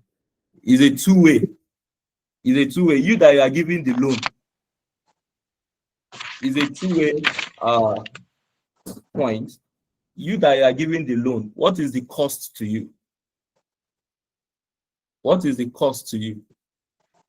If you are giving a loan out to someone, yes, if you're giving a loan out to someone, what is the cost of that loan to you? Cost is the benefit. Yes, the benefit. Cost is the benefit. So you look at it into depending on the approach of the question. So the cost, if I'm giving a loan to someone and the cost to me is 8%, and from computation I discovered that the benefit will be lower than 8%, it means I'm to reject. Yes, from my own point of view. From my own point of view. Yes, that is the cost. But if the cost is higher than 8%, fine. I should go ahead to give the loan to the other party. Yes. So in terms of an organization point of view, likewise, if the organization is trying to source for fund, and the cost to them, the benefit to them is nothing to write home about. It shows that from computation, if the benefit will be lower than their expectation, they have to reject. Yes, but if the benefit will be higher than their expectation, the ceiling themselves, they have to accept. I don't know if that is clear. Yes. Yes. To be clear, I'm just thinking of yes, it's good you think very well, man. Very well. I'm thinking about it in a more practical way. That's why I don't know. Yes. Thank you. Yes. So let's look at the main question for today. Where is that question? The one I forwarded on the group.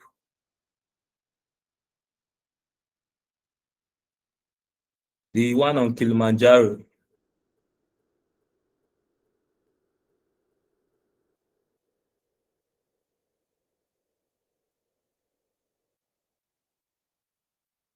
The one on Kilimanjaro.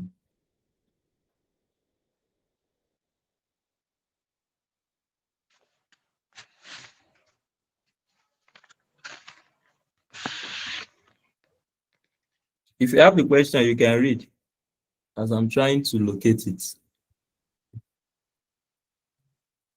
Okay, fine.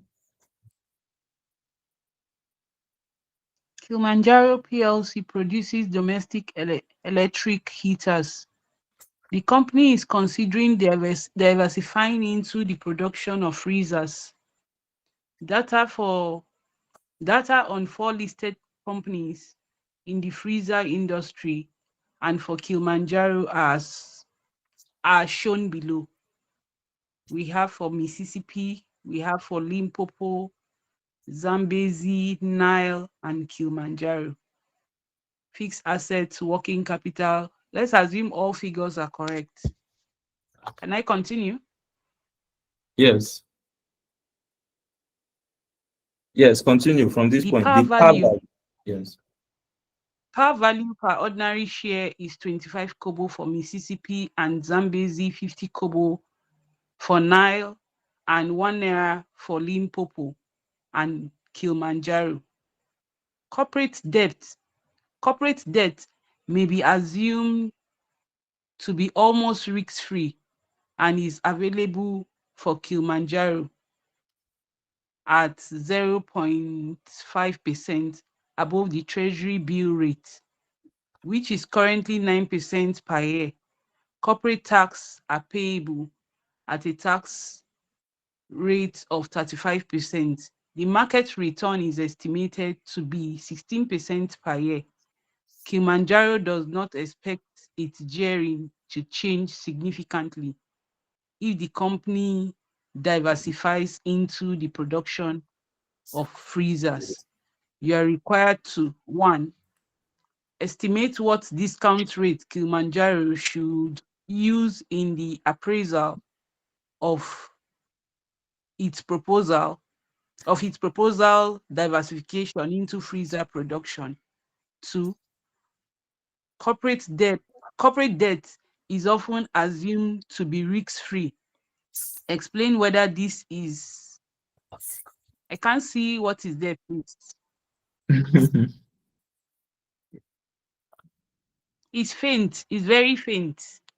Okay. Say corporate debt is often assumed to be risk-free. Explain whether This is a realistic assumption. This is a realistic Yes, this is a assumption. realistic assumption. And calculate how important this assumption is likely to be to Kilimanjaro's estimate of a discount rate of A above. For this purpose, assume that Kilimanjaro and the 4 freezers companies all have a debt beta of 0.3. 3, discuss whether systematic risk is the only risk that Kilimanjaro shareholders should be concerned with. All right, thank you very much, Ma. Yes, who can explain this question? Who can tell us what the question entails?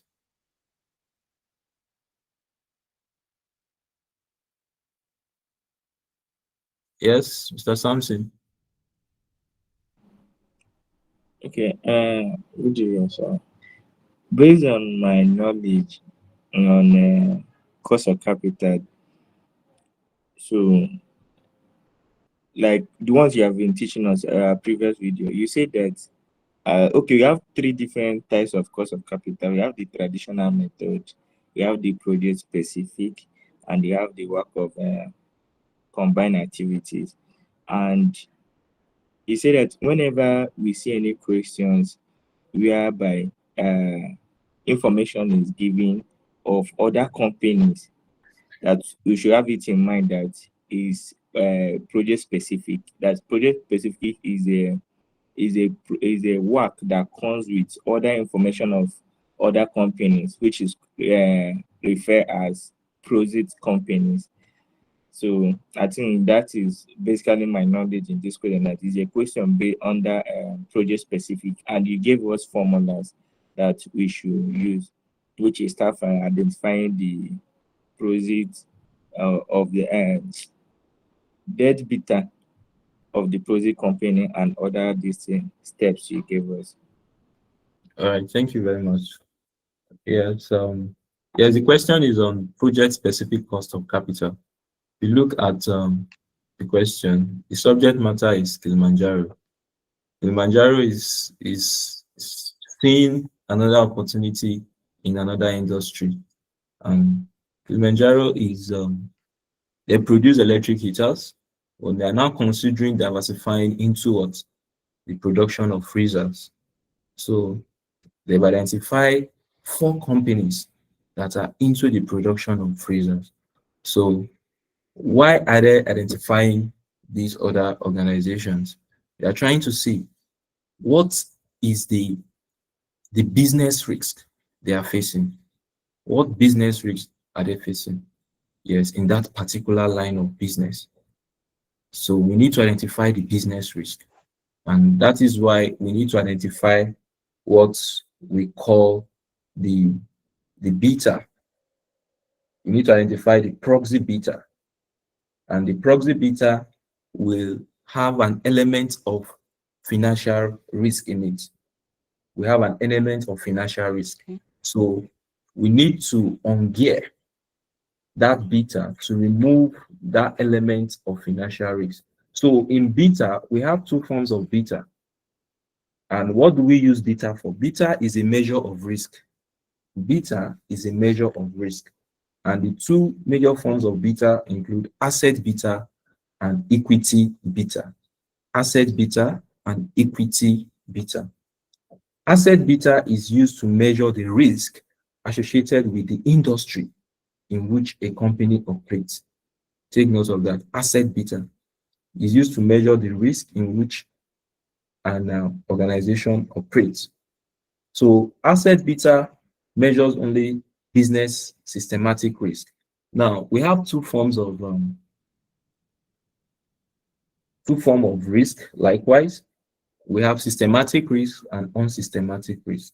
Now, what is systematic risk? What is unsystematic risk? Can I get a response? Systematic and unsystematic risk. Yes. Good evening, sir. Yes, sir. Systematic risks are risks that face the organization in the economy. Such an example of this risk are inflation, change in government policy. While systematic risks are risks that are unique to a particular industry. Example of this one are changing the management of the company.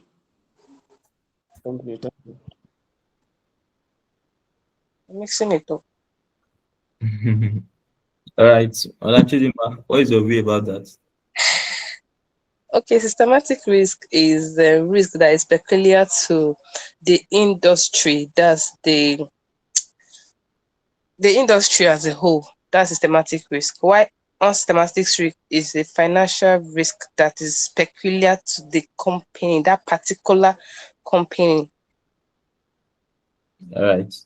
So, in simple time, you are trying to tell us that systematic risk is not diversifiable, right? Yes. Why Yes, sir. unsystematic risk is what? Diversifiable. So it It's a means, specific risk. yes, it means you can reduce unsystematic risk. But systematic risk is fixed. It cannot be eliminated. Yes. Because you don't have power over it. An example of systematic risk are issues of inflation, their macroeconomic, recession, government policies, Natural disasters. Yes. Yeah, And but Political you said instability. it's peculiar to a particular industry. When you diversify into another industry, will it still affect you? Or maybe it's peculiar to the whole country, the economy. I need to get that part because she was saying it's peculiar to a particular industry, while the other one is peculiar to just one company.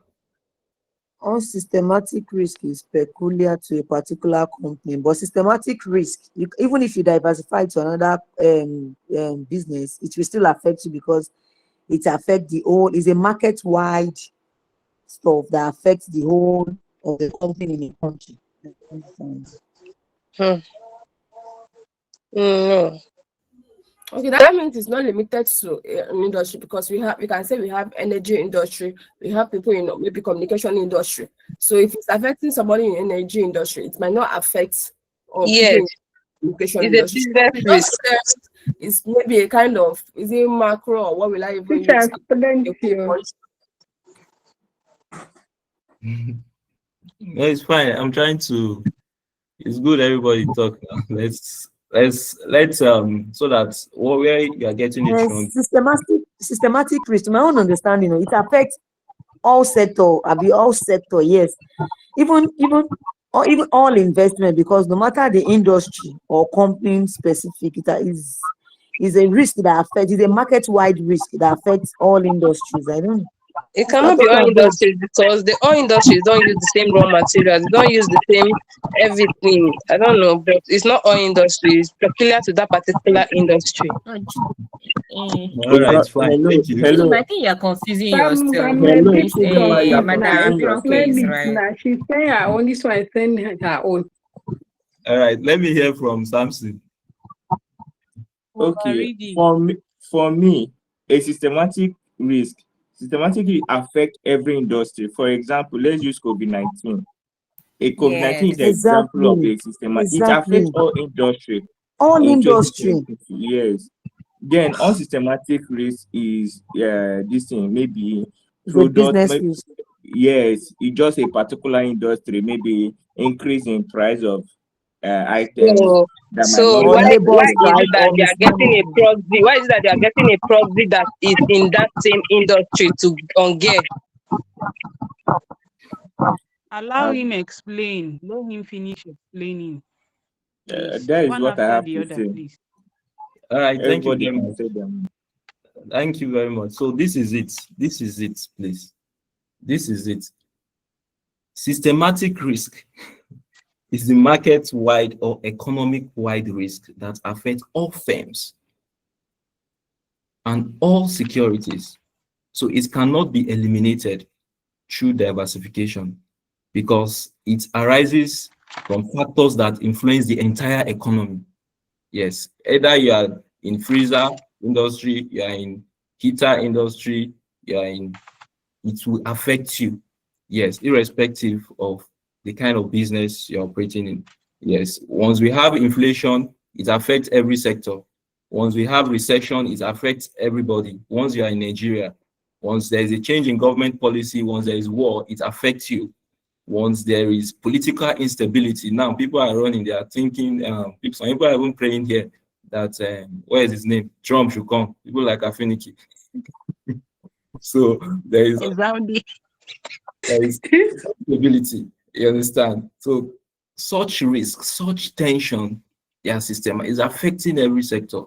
While unsystematic risk is a risk that is company specific or industry specific. Take note, yes, from the question Madam Chidinma is trying to ask, that why are we now looking for risks of a particular industry? Why are we trying to get the asset beta? Yes, and that is why we are using firms in the same line of industry Kilimanjaro want to diversify into. Kilimanjaro want to diversify into what? Freezer. So who are those companies? Which companies are operating in that particular line of industry? So unsystematic risk is industry specific risk that affect only firm or sectors operating in the same line of business. So this type of risk can be what? Reduced or eliminated through what? Diversification. That is this unsystematic risk. And that is why this leads to what we call portfolio management. It leads to portfolio management. So unsystematic risk can result through management failure, poor marketing or product failure, and the rest of it. So that is the difference, please, between systematic and unsystematic risk. So it's good that we have different view, but at least we should come to a consensus so that when you see it in the exams, you'll be able to write as expected. So hope that is fine. Hello, Mr. Top, I didn't get that part where you were trying to ask, because you asked one question that if this is peculiar to the industry, yes, why are we hearing the proxy company? Yes, the risk that is peculiar to that industry is what we are trying to determine. The risk. What is the risk that is peculiar to that industry? And that is what we are trying to ungear. We want to remove the financial elements and just get what? The business risk in that particular line of business. And that is why we are doing what? We are removing the debt element from Mississippi, from Limpopo, from Zambezi, from Nile, and know what is the business risk they are facing in that particular line of business, in that particular line of business. So we ungear to remove debt. because their debt will be different from that of Kilimanjaro. I don't know if you are clear with that. And that is the reason for ungearing, to get what? The business risk, to get the asset beta. So, Mr. Tokwe, sorry, I'm dragging you people, but is business risk not the same thing as systematic risk? No, unsystematic. Systematic. Wait. You said we want to determine the business risk, which is the Yes. one that is peculiar to this industry, Yes, freezer. freezer industry. Yes. So we are trying to determine the unsystematic risk. Yes. Okay. And Yes. eliminate the systematic risk. Okay.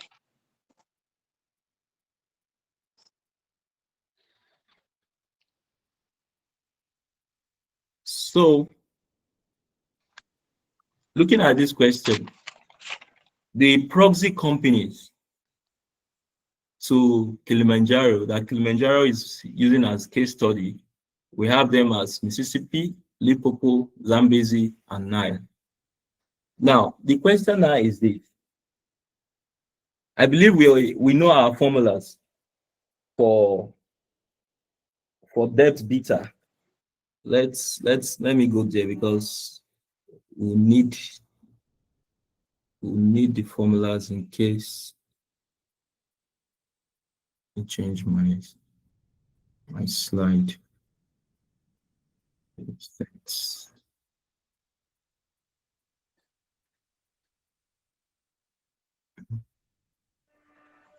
Sorry, I just want everybody to get the formula so that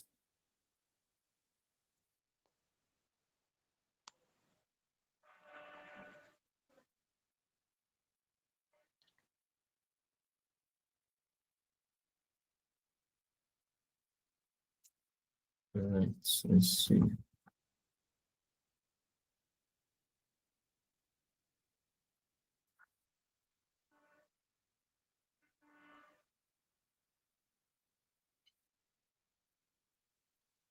So in this question, there are certain things we must look out for. The question is not just straight, because there are some hidden workings. For you to get your market value, for you to get all those things, there are workings that you must show.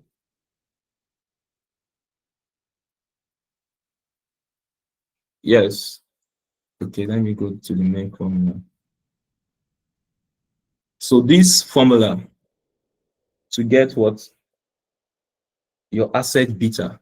Please take note. If you don't have it, write it out in your book. To get your asset beta. To get your asset beta. Take note of this formula. So most times, some question does not require these other parts because debt beta might not be given. So where debt beta is not given, this will be what? 0. And this will be eliminated. So, but where debt beta is given, this will be useful. Take notes. This will be useful. So please, if you don't have it, write it out. Write this formula out. It's very important.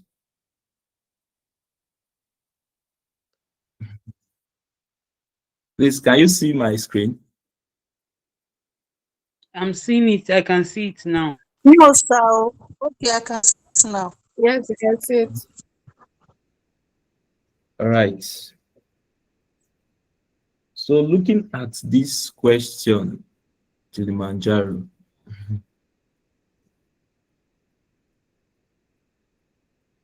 Let me change to the question again.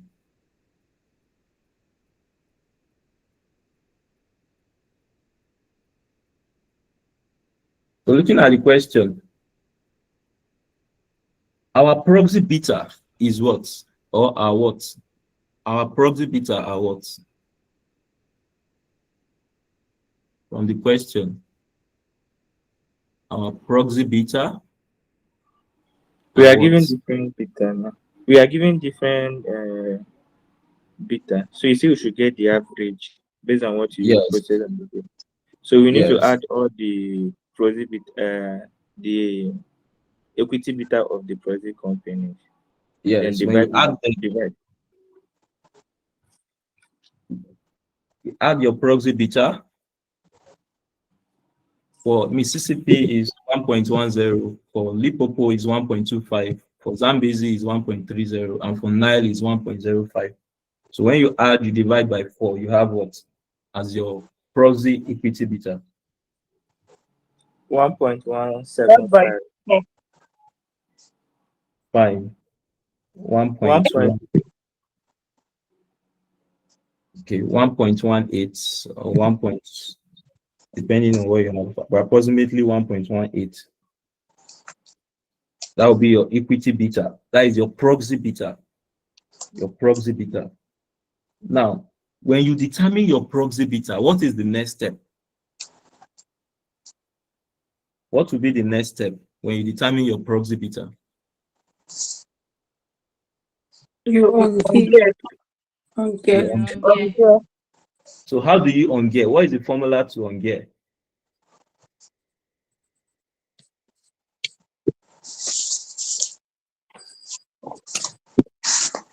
The formula to ungear is what? Asset beta is equal to what? Beta equity. The bracket of Value of equity. equity All over value of equity plus value of debt 1 minus T. If there is better debt, so it will now be multiplied by better debt multiplied by value of debt into bracket 1 minus T all over value of equity plus debt into bracket 1 minus. All right, fine. So my question now is this: for Mississippi, what will be your equity value? What will be your equity value? This is Mississippi. Your equity value will be what? ordinary shares plus reserve. Okay. No, it is when you are using what is it called? Book value. Book value. Book value. Okay. Yes. So for Mississippi, your ordinary share will be what? I want an explanation now. This is a revision class. I have your time. You are the one that will tell me what to do, because that is what you go and write in the exam hall. So ordinary shares. This 4,000 is what? This 4,000. What is the meaning of this 4,000? The book value. That's the capital, share capital, but book value, yeah. Book value of in money terms, right? Yes. Yes. Yes. So how many shares can you find in this You 400? You divide it by par the value. nominal value. Par value of 25 kobo. Very good, very good. That 25 kobo is just beautiful. So you divide 4,000 by 25 kobo. How many? 16,000 shares. Fine, 60,000 shares. So what is the market value? What is the market value of or the market price per share? What is the market price per share now? Market price per share. That would be earnings per share times price earnings. Right. Quite intelligent. Yes. Earnings Yes. So it will be any per share multiplied by price any ratio. Ratio, Yes. We'll give us the share price. Market price per share, yes. No book. I don't know. Is it an FR student? You know, we are supposed to be in SFM class already. I don't know what you are looking for in FM class. Guru. Okay, talk that way again. Any per share times what? Times PE ratio. Price earning ratio. Okay. Yes.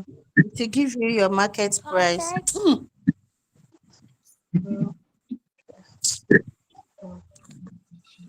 So now, when your market price will now be what? 12 multiplied by 0.25. Yes.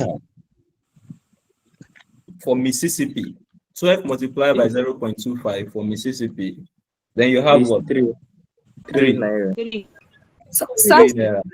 So please, can you be Sample writing couple it down? times 12 equals to 3. 1, 2, 3, 1, 2, 3. Sorry, I didn't get what Madam Juliet said. So please, can you be writing the solution down? I will write it very well. I will definitely write it. Okay, But I sir. don't want to. Let's brainstorm first. Okay, sir.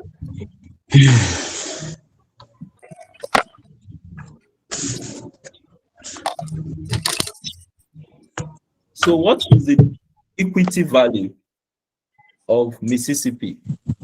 48 million. Okay, fine. 48 million, fine. If you are suspending your zeros to be 48,000. 8,000, yes.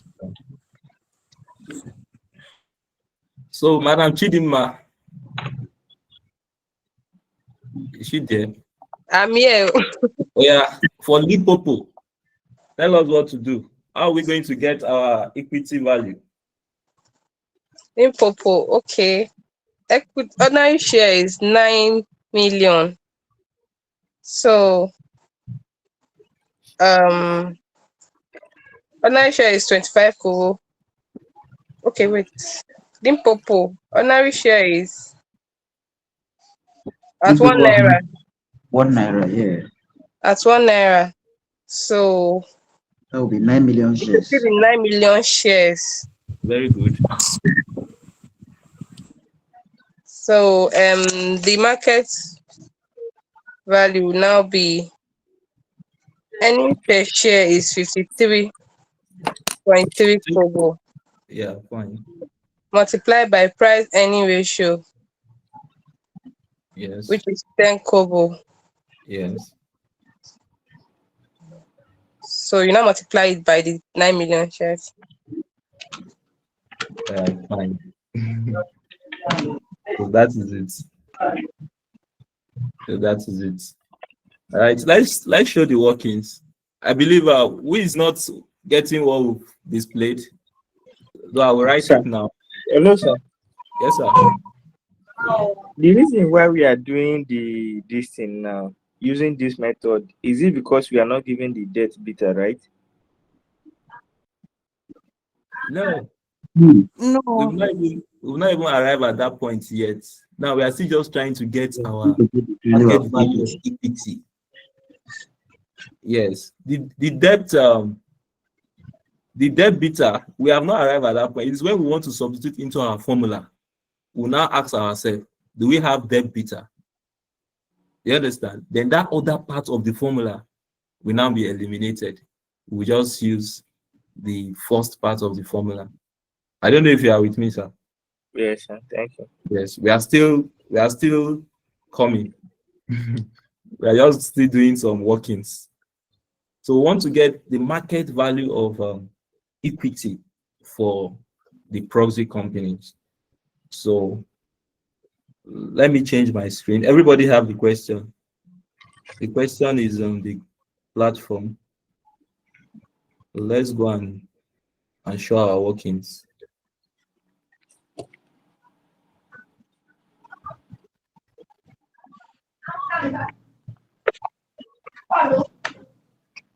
So let's show our workings.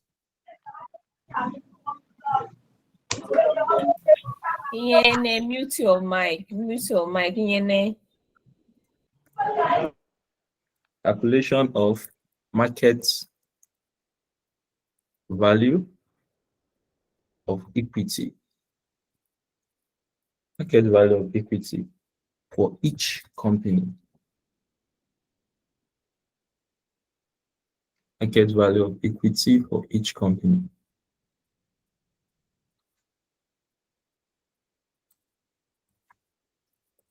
For each company.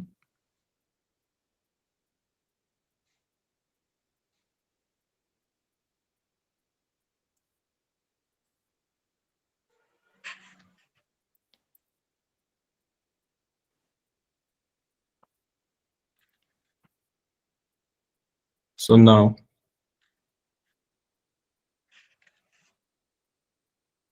for Mississippi,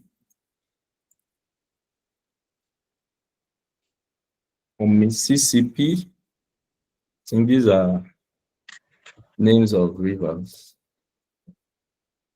In where? In Africa. In Africa. Africa. You know that there's this song. Some rivers in Africa. Right. So now the equity value will be what? Let me see. For you to get your equity value, it is this.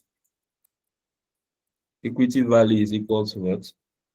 Number of ordinary shares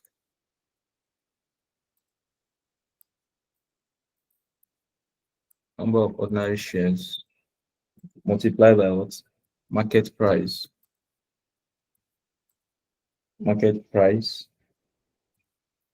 per share. So for Mississippi, the number of ordinary shares will be what? Will be 4,000 divided by what? 0.25. That is 25 kobo, right? 25 kobo multiplied by what? The market price per share. 3. How do you get the market price per share? Let me show it. Market price per share will be equal to what? Your price earning ratio multiplied by what? Earning per share. And you have it as what? 12 multiplied by what? Multiplied by 0.25. And you have it as what?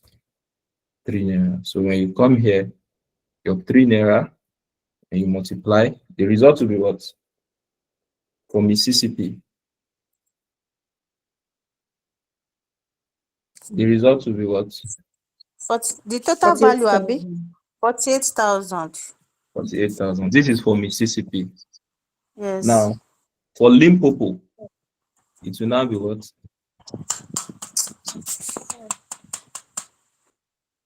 Limpopo to be equal to what? The value in the question for Limpopo for ordinary shares is 9,000 divided by the par value, which is 1 naira, multiplied by what? The market price per share. The market price per share will be what? Market price per share. I'm shortening that word. Market price per share will be what? Will be 10 multiplied by what? 0.5. 53 kobo. 0.53. Here. 5.33. So, and we're going to have what as our market value, equity value. Equity value will be what? 47,970. Please confirm. Confirm this, please. Yes, sir. Correct. Yes, sir. For Zambezi,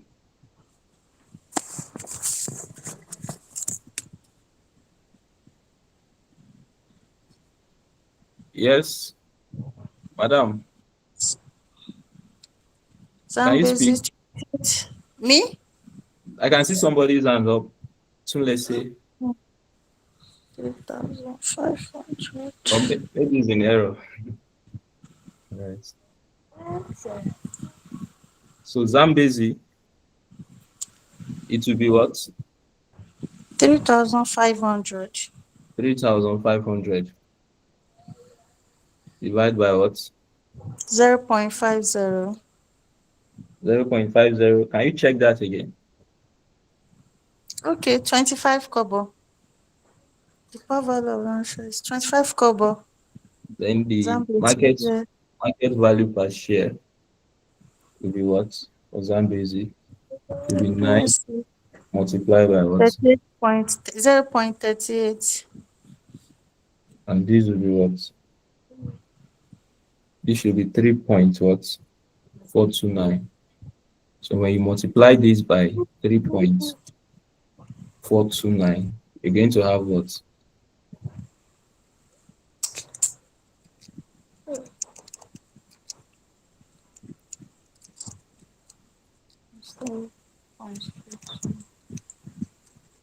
$48,006. That is for Zambezi. Then for Nile,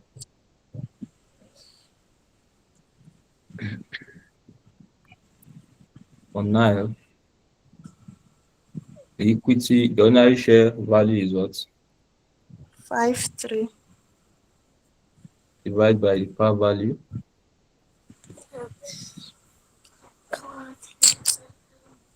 0.50. And the market value per share will be what? 14 times 0.323. And the result will be what? 0.323.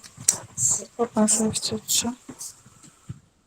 4.522. And this will give us what? 10,600. 4.522. So we have 47,933. 47,933. So overall, the total market value of equity of the proxy company will be what? Okay.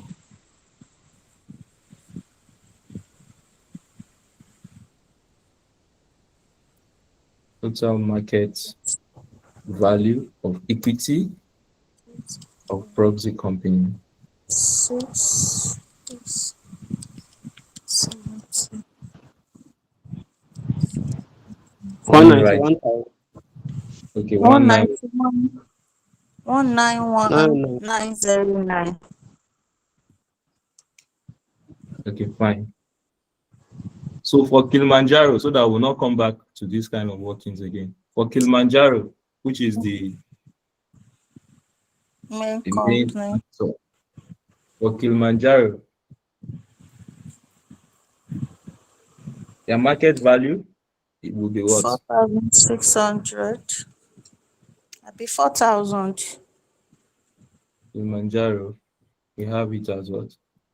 4,000. Divide by what? What is the par value? It's 1 naira. 1 naira. Multiply by what? The market price per share. 8 naira times 106. 1.06. And this will give us what? 1.06. Give us 8.48. And this will be what? 8.48. So That's the result will be 33,920. 33,920. So when it's time for us to make use of Kilimanjaro, note this, that we have it already. So let's look at the issue of debt. Calculation of debt, of market value of debt. Market value of debt. Market value of debt. Now, for Mississippi, what is their debt value? 5,300. 5,300. 5,300. For Limpopo, it is what? 12,600. 12,600. And for Zambezi? 18,200. 18,200. 18,200. Nine. And for Nile? 4,000. For Nile is 4,000. So total for proxy? 40,001. So we have it as 40,000. 100. 40,100. So for Kilimanjaro, their debt is what? 17,400.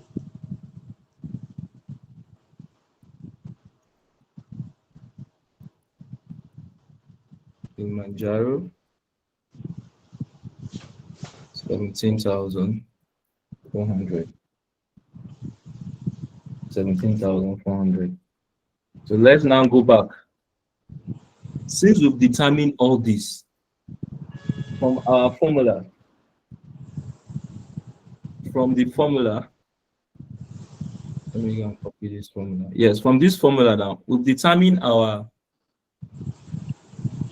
what? The proxy companies. Now, we've also determined their equity beta. Now, from that question, we don't have debt beta based on the part A. Take note, based on the part A, requirement A, we don't have debt beta. So this aspect will be eliminated. This aspect of the formula will be eliminated.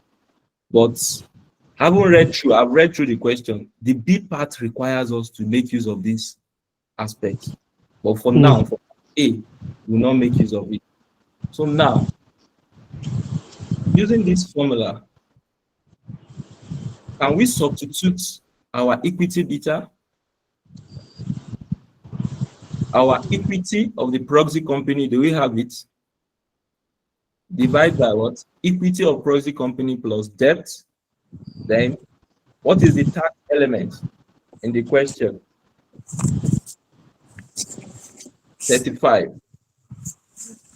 The tax is what? 35%, right? Yes, sir. Yes, we read the question. 5%. Hello, sir. Yes. You said there's something you say that I did not get very well. Say if we do not have, is there a sales beta that the B part will not use the B part of the formula? See it, ma. If you don't have debt beta, this D beta, if you don't have it, it will be eliminated. You don't need it. So how would you know that you don't have it? The question will state, the question might be silent on it, or the question will state it. So in this question, the B part, you see what the B part is telling you when we get there. You see what the B part will tell you. Okay, so sir. Where you have it, it will be stated that the proxy company's debt beta is this. Quickly telling you that this part of the formula is relevant. You don't discard it. Okay. So going by the formula, let me see if I can copy this formula somewhere. Okay.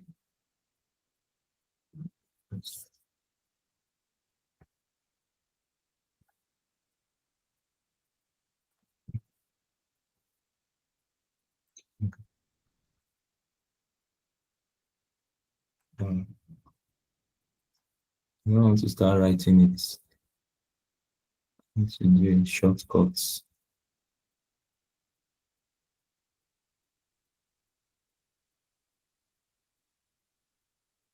Okay. Let's go and do it. See how it will work.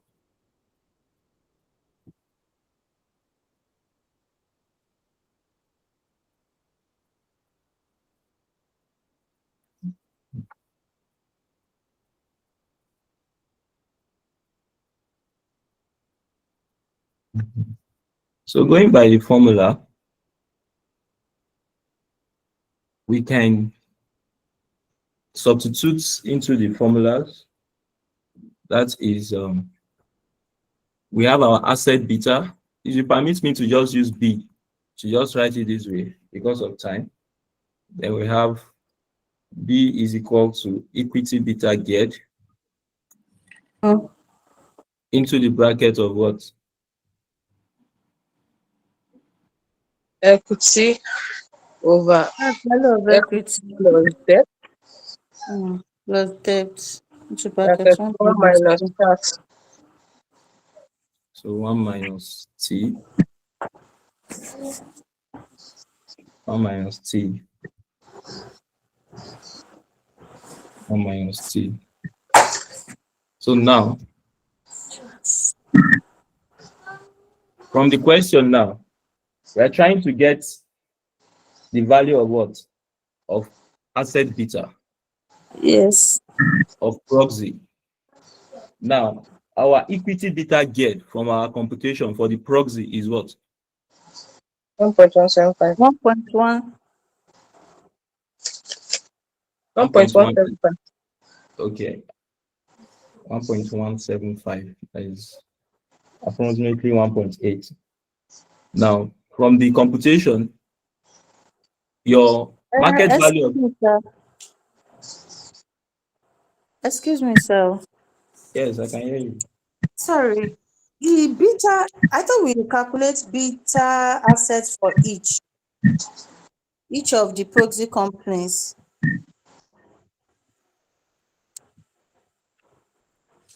Has it been calculated? You got the average. No, has it been calculated and got that we've gotten the average? Yes, we've discussed that from the beginning, that you add the average of the equity beta in the question, the equity beta in the question, add for each company, then you divide by 4. Okay. Okay, maybe you want me to show. Let me show it. Let me show it. So this Okay, is it. that's what we'll now be using as a, okay, I get. This is it. Okay. 1.10 plus 1.25 Okay. plus 1.30 Okay. plus 1.05. Divide everything by 4. Okay, so that's the beta equity that we'll be using to calculate the beta assets of each company. Yes, just for the first step. Yes. Okay. Okay, You know, thank you you. not be doing each company one after the other. I saw some solution. They're doing it one after the other, but I think they arrive at same answer. Yes, but I know it's too that way. yeah, but they arrive at same answer, but I didn't solve it that way anyway. Okay. So this will give us what? 1.18. 1.8. Okay. Equity beta get. So the market value of equity is what? 191,909. Okay. 191,909. Divide by 191,909 plus what? 40,100. 40,100. 40,100. Then the debt, the tax element is what? 1 minus 35%. 0.35. So once you simplify, you have what? 1.48. Times 4100 plus 0.65.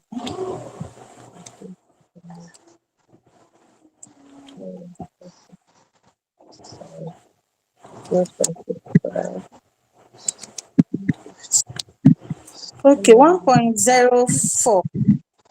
Okay, fine. 1.04. Who is getting 1.04? Okay. All right, it's fine. So Silas. So, Madam Afiniki, are you still here? Or your network has pulled you out?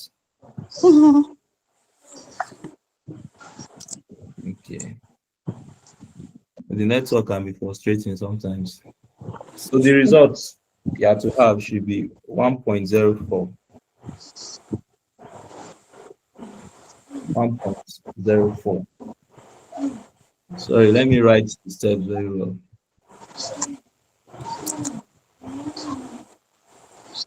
Get the beta.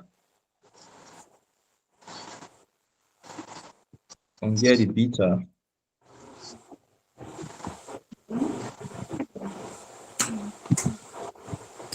Of the proxy company. And get the beta of the proxy company. So what will be the next step now? We'll reject back. We'll reject this beta asset into the main company. We get the beta. You get the beta. I didn't get 1.04. What do you arrive at now? I got 1.5. Okay. Something is missing somewhere. Is if you want to add first, multiply that 40,100 with that tax. Sorry, yeah, the tax rate before adding back with that 191,909. Then add divide.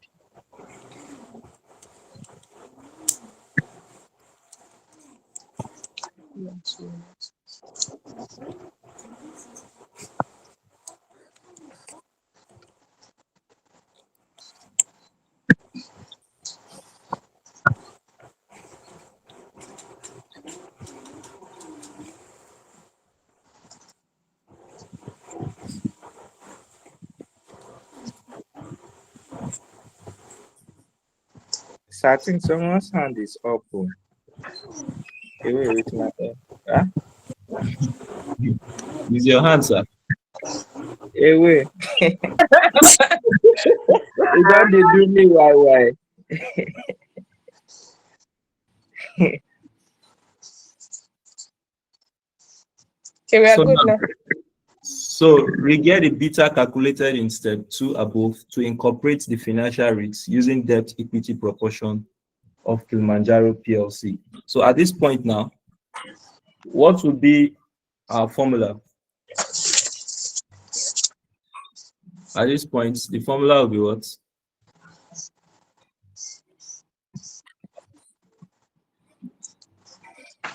Better equity geared equals to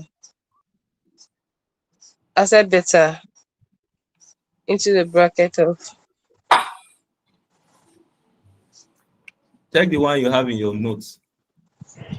Hello, Yeah, that's what we have.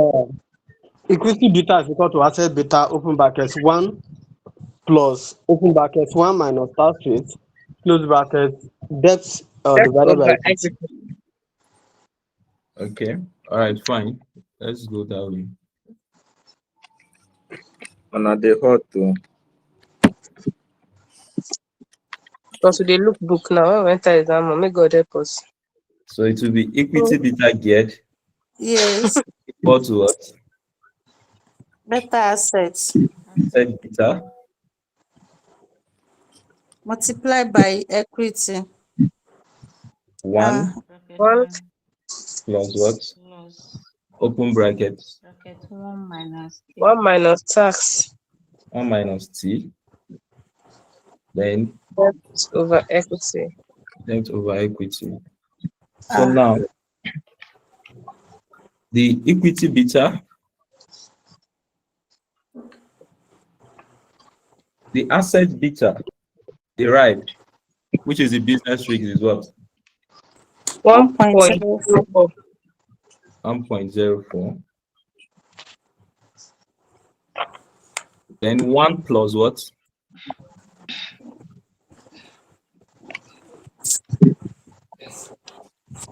One minus T. 0.35. 0.35. Then your debt value for Kilimanjaro is what? Debt value. 17,400. 17,400. And your equity value for Kilimanjaro is what? 33,920. 33,920. So when you simplify this, the result will be what?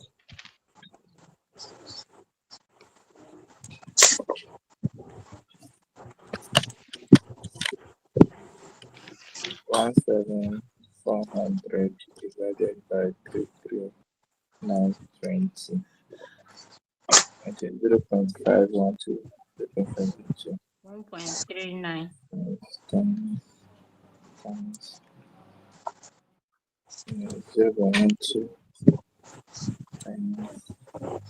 1.39. I have 1.39 as my beta equity check. Okay. This line. 1.39. If you want, you can approximate it to be 1.4. if you want. 0.47. Okay. Who is not getting 1.4?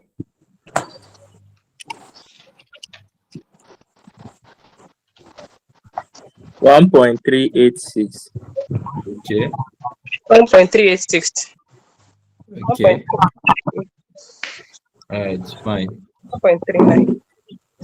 So, what will be the next step now? We calculate capping. Cost of capping. Cost of capital.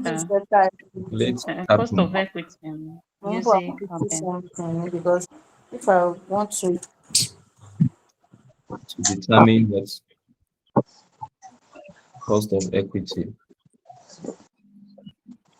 So your cost of equity will be equal to what? The capping formula. RF minus RF plus beta into bracket RF minus RF. Okay. RM minus RF. So from the question, what is your risk free? On the question, let me switch. I am interested in that part. Let me change my slide. I'm very much interested in that.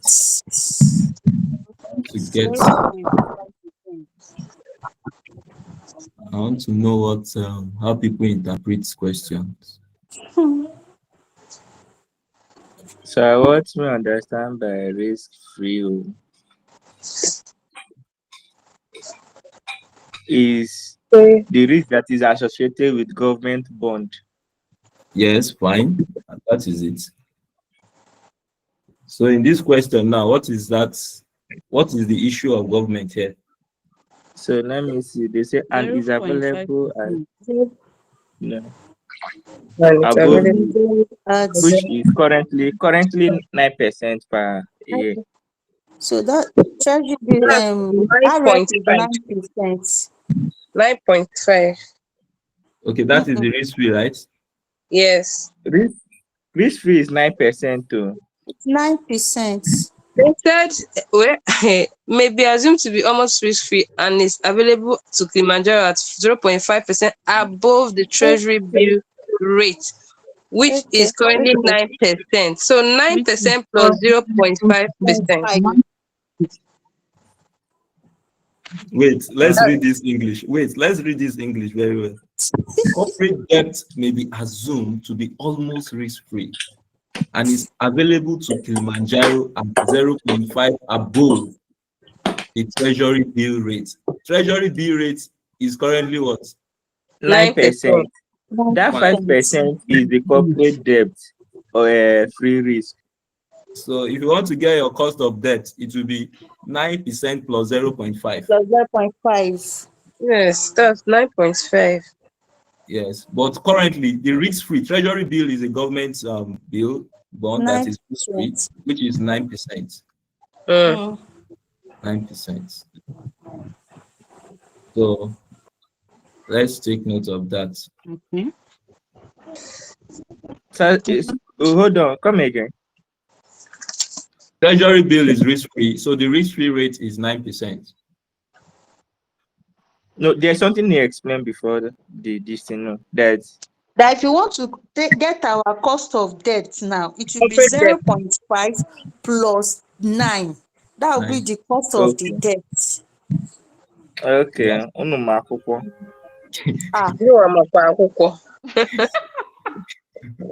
I'm saying, so yeah.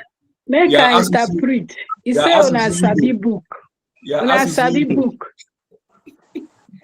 Samson, so you're asking Igbo. He say on a sabi book. I'm just learning. And interpretation. Mr. Tokwe, all these things that we will understand in the exam hall. Like, wow. It is what you will see in the exam will not be as complex as this, but it's good you experience complex issues now. You know, it's good you experience complex issues now, so that when you go to the hall, you'll be fine. Yes. That is the essence of bringing this. Yes. So that not that you take milk, you go to the hall, you go and see bone. Better go chop bone first, so if you see milk, we go drink and wait. So, but very clear, you will not see complex issues like this. But it's good you understand the logic. Yes. So that you'll be ahead of your examiner. Yes. Yes, so inshallah. So that is the essence of this. So our CAPM will be what? Our risk-free is 9%. Plus what? Our equity beta is what? 1.4. 1.4. Our market return is what? 16. Yes, it's also in that place, that region where we talk about corporate debt and the rest. You see it, that the market return estimated to be what? 16%. 16. The risk-free is what? 9. So when you compute, you have what? Your cost of 18.8 or 19%. 18.8%. 8.5. Wow. So after this now, what will you do? We calculate what? You calculate WACC. You calculate WACC. You calculate WACC. So Please, what's this 16 here? in the question, this is 16. I mean, I'm looking for it. After the corporate debt, you will Okay. see the market return is estimated to be 16% per year. Okay, yes. Okay. Thank you. So the next is to calculate WACC. Calculate WACC.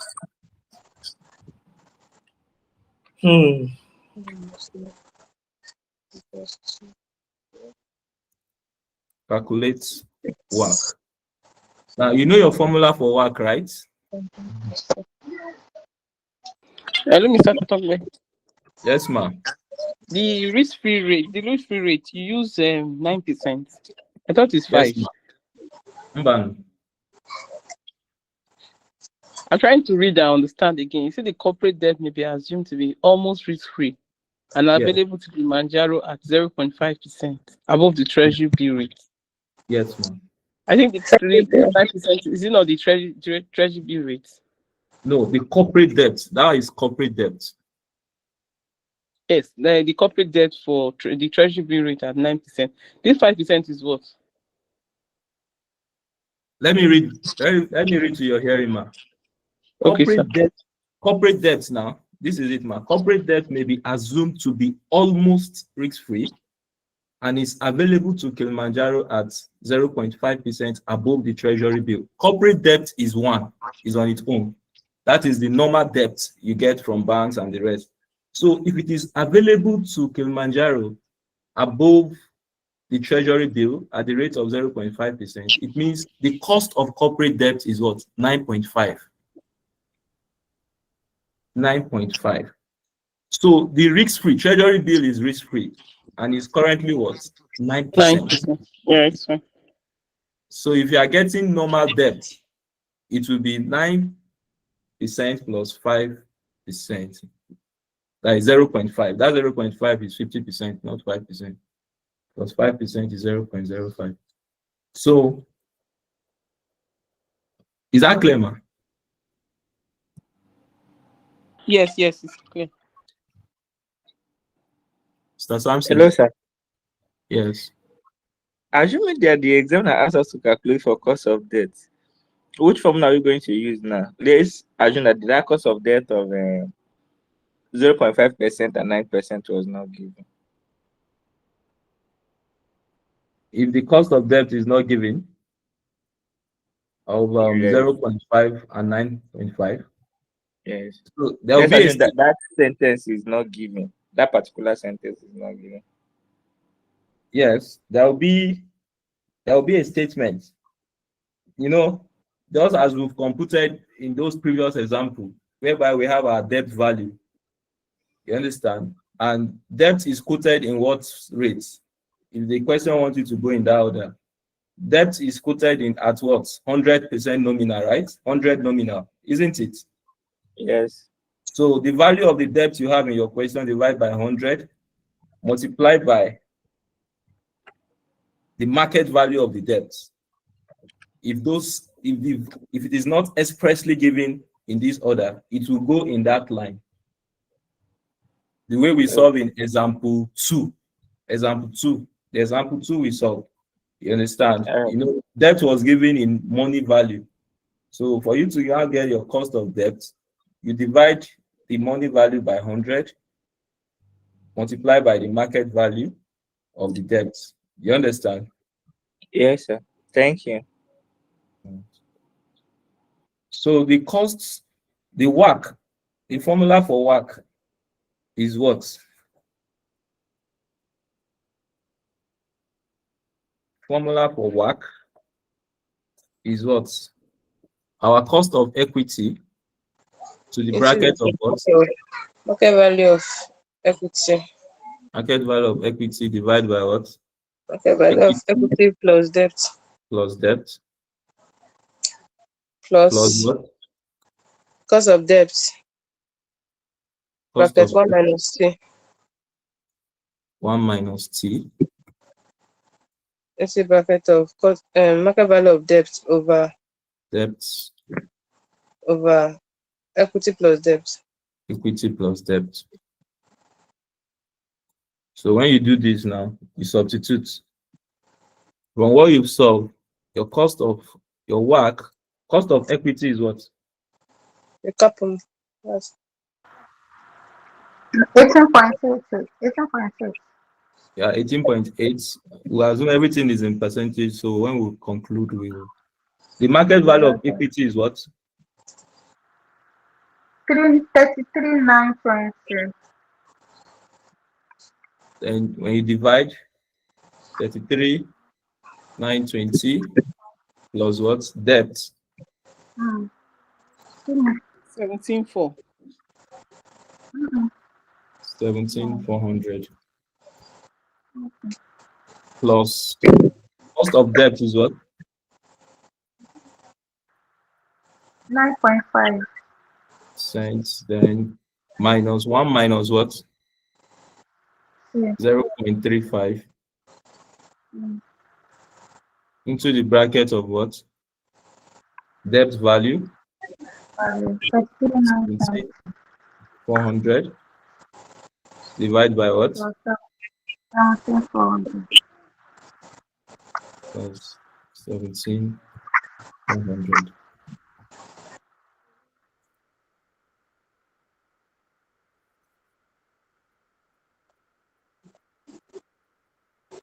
So once you punch your calculator, what will you have?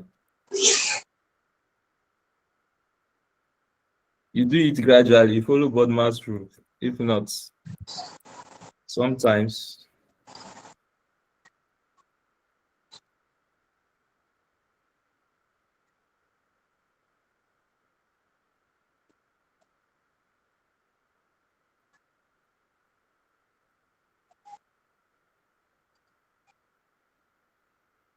our work will give us what?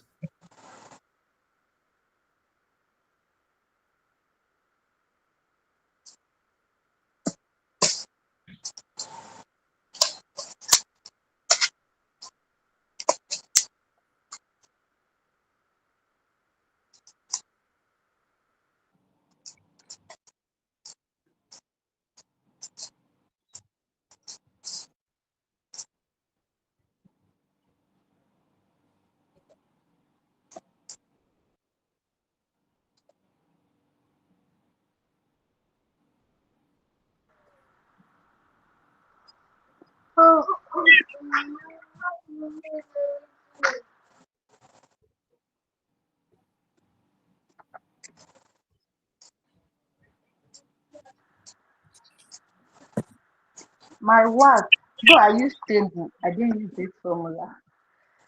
Okay. My work is 14.5.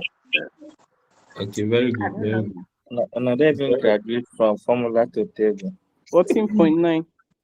Okay. Fine.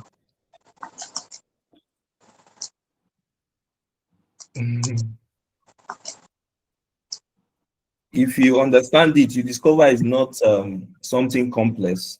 Yes. If you get the logic, it's not something complex. It's just interpretation. So who is there to get 14.5?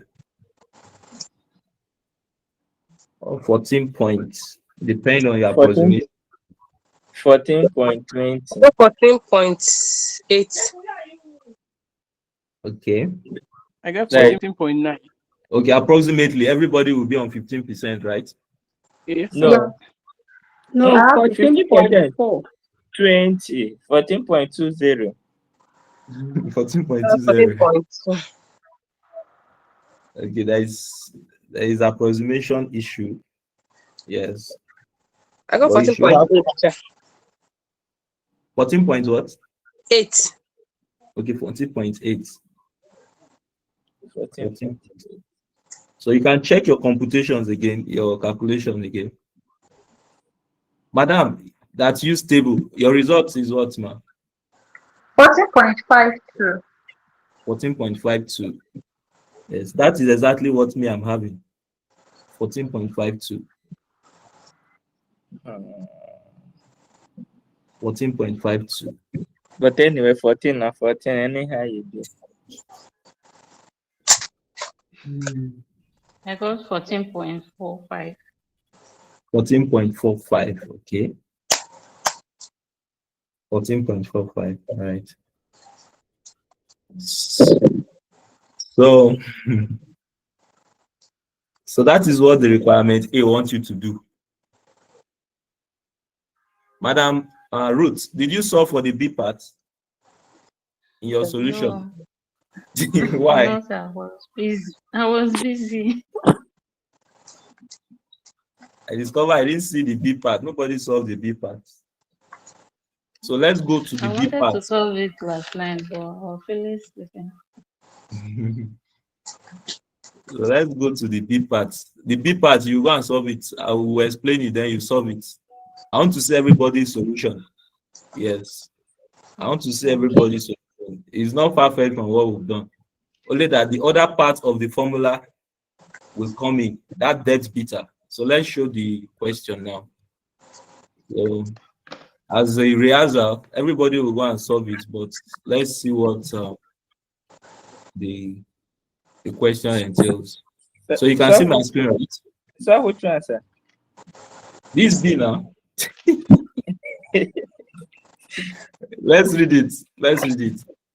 Corporate debt is often assumed to be risk-free. It's often assumed to be risk-free. It's an assumption.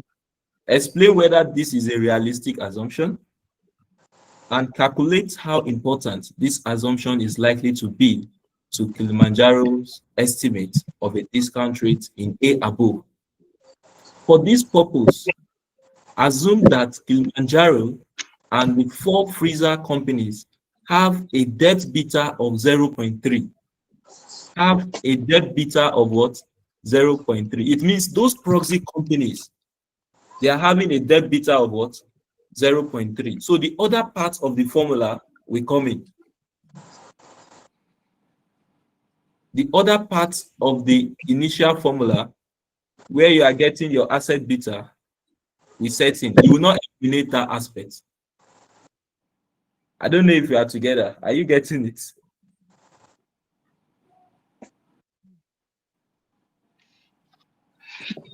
So let's solve it. Yes, so sir. because Yes, sir. You don't want to go and try. start It's there. But assumed. if we try, will you drop the resolution? Yes, I will drop it. My intention is Okay. for you to pass. I want to, Okay. my Oh, student yeah, don't fail. explain again. No We'll do it. wahala. My student don't fail. So please write this debt beta somewhere in your book. This debt beta 0.3. Write it somewhere in your book. Let me now change my screen. you don't fail. Oh. You walk, then you pass. It's not you walk. Jaguda.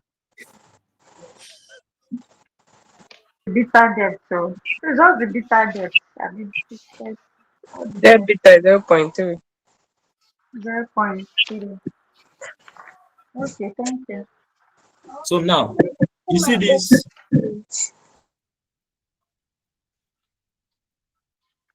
You see this aspect of the formula. When we solve for A, because we are not giving debt beta, right? We eliminated these parts, isn't it? Now, which part? This DB now, this part here. See this part here. We eliminated it because we are not giving debt beta. But the B part question is not telling us that what?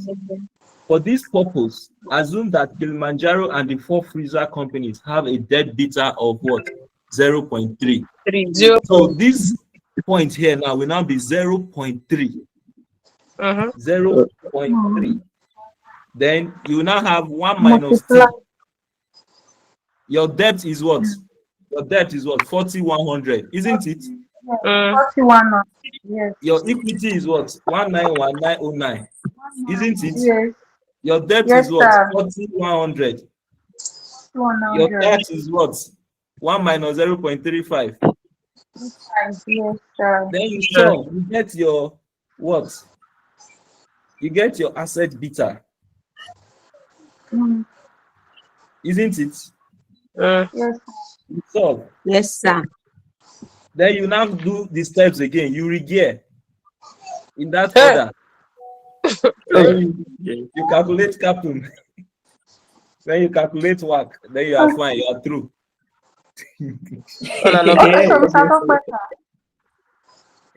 Okay. I have to give this question 100 marks. They should just compulsory question number 1. It's not difficult now. Once you do it again, you discover within 10 minutes you are through. So let's do it together. Because we are explaining. So let's do it. You are capacitated. You have to work now. We work inside his hall now, normal. No, it's the spirit you carry from home to the hall that will work for you, not the one you go and create in the hall. You don't create anyone in the hall.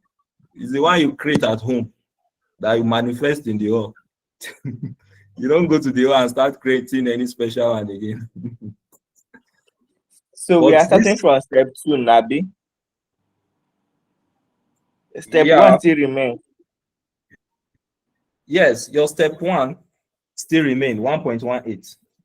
Okay. Yeah. Let's see how it goes. Give us some time. Let's try our best. So you need to try.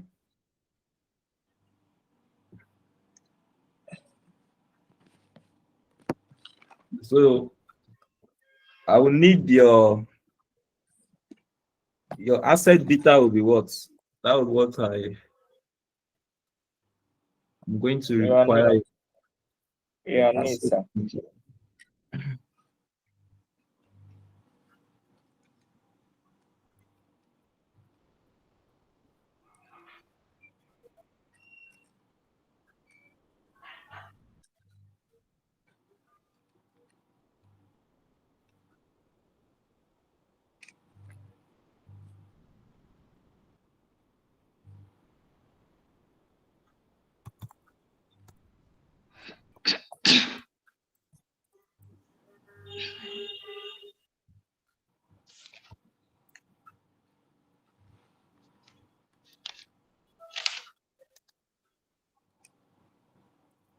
This one.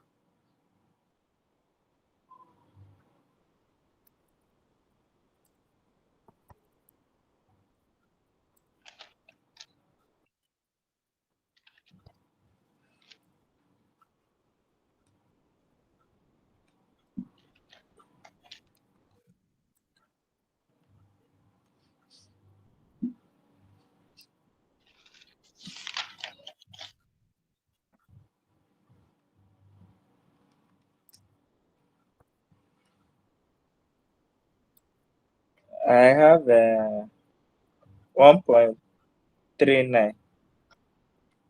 1.39. Yeah.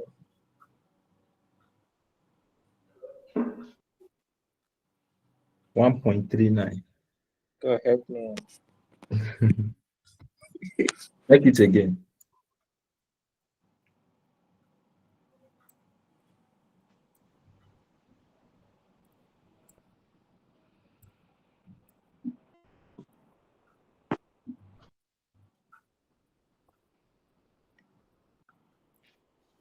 So for the debt beta, I got 3.58 or 59. I got 3.3. Wow. Let's see what's there. Wait.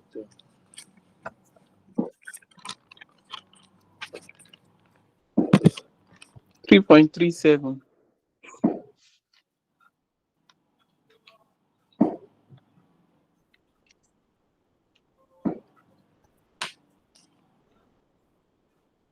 So 1.18 into the bracket of what? 191.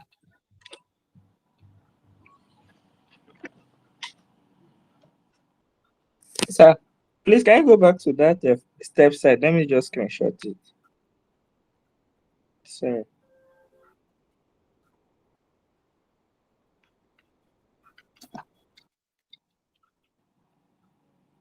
Yes.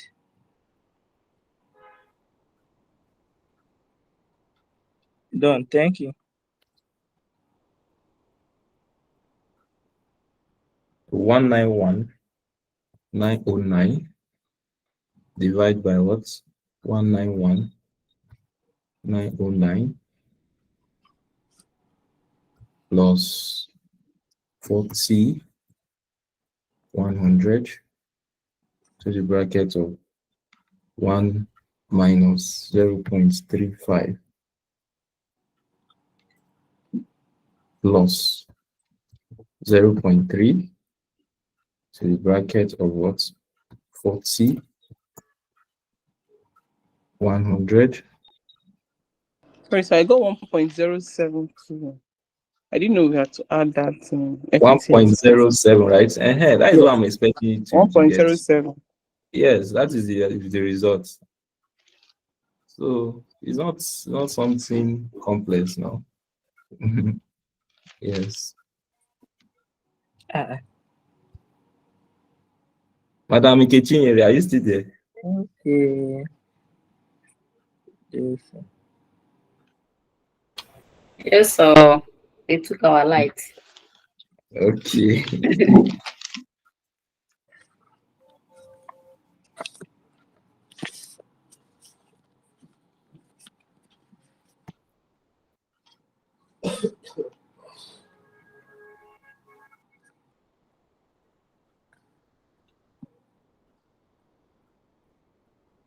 So this is what we have to do.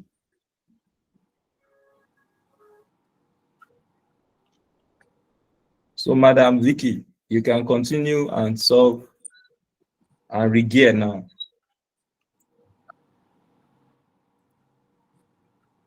You regear. You regear. Once you regear, to be asset beta equal to what? Excuse me, sir. Yes. So I'm going to calculate this. The beta asset is 1.07, right? Yes, ma'am.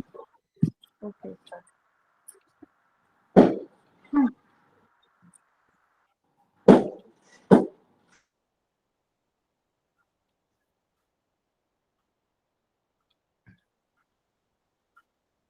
So once you regear now, what will happen?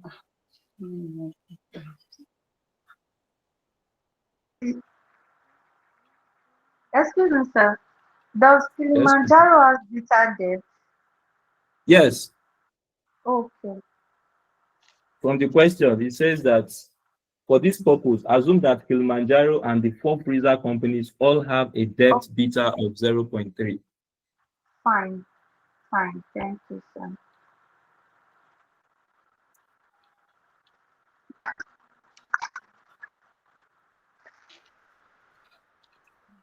Is Madam Chidinma still there?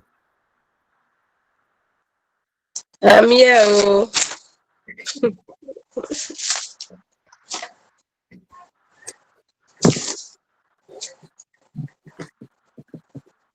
Please go and sleep. Allow them. I want to become accountant like you. I have 1.42 on the regearing. Regear. Say whining. 1.42. 1.42. Yeah, I'm coming. Let me see. Equity plus debt 1 minus T. So let's see now. Since we have 1 point, asset beta is 1.0, right? 1.07. So this will now be what? Equity beta geared. Our equity is what? 33, 9, 20. Divide by 33, 9, 20. Plus what? 17, 400. Into the bracket of 1 minus 0.35, 0.65. Then plus People are whole like the other this thing. Then we have it as 17, 400 into the bracket of what? 0.65 divide by 33,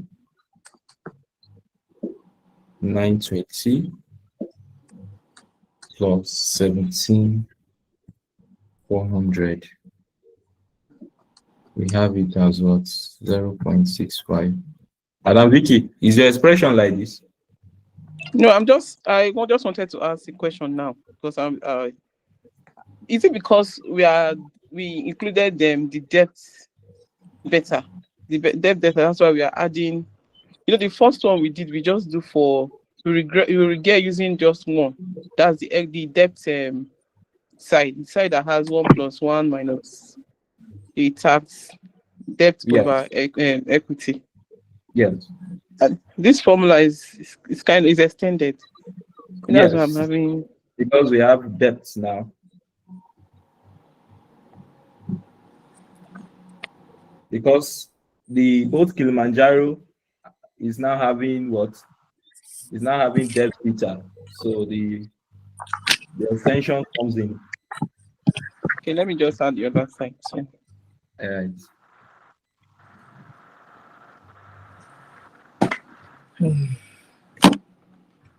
Excuse me, Mr. Professor. Yes, ma'am. So the better equity for Kilimanjaro now is 1.50.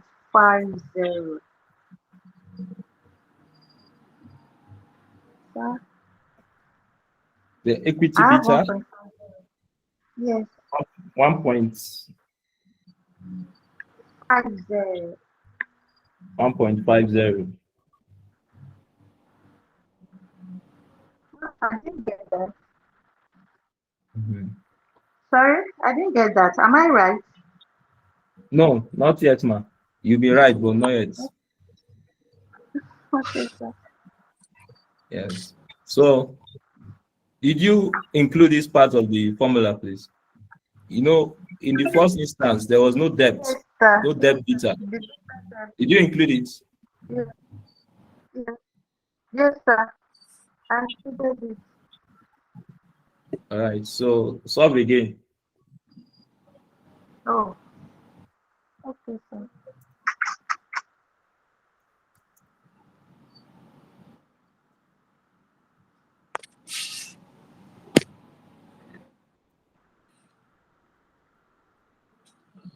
Jesus.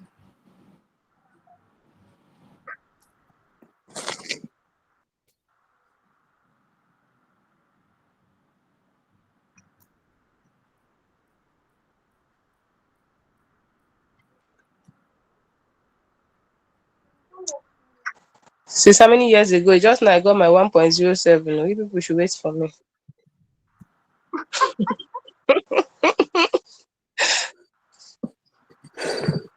Now, wow, you are the one that taught me the formula now. Hey, I was trying to punch. I was getting something wrong, and that's why I went back again. No verse. It's well.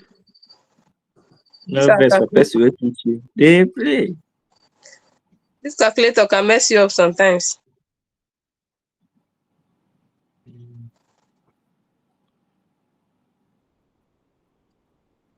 So you follow it gradually. You do some collection of like times, change of subject formula.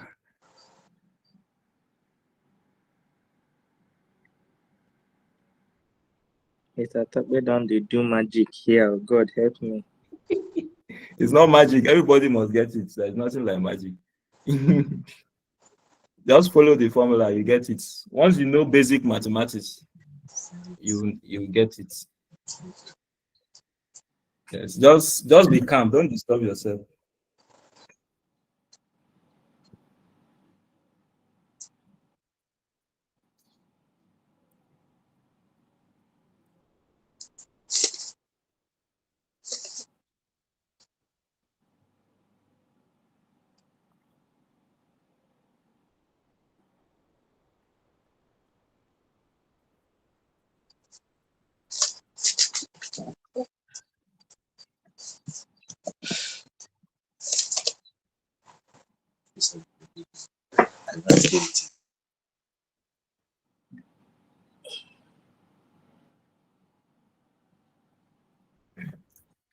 Madam Vicky.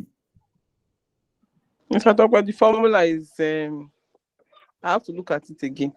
Yes, look at it again. Yeah, let's look at it again.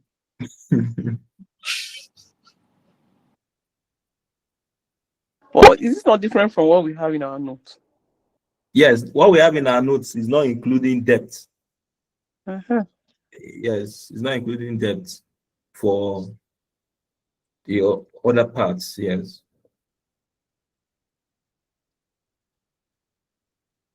So thank God I'm coming up with this question.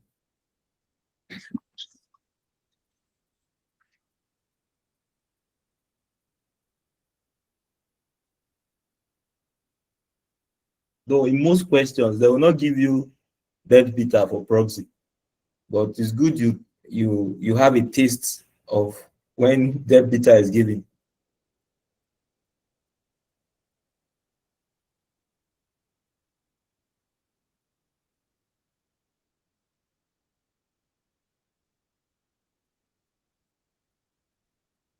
And I'm finicky, you are going off our own. The network is not stable.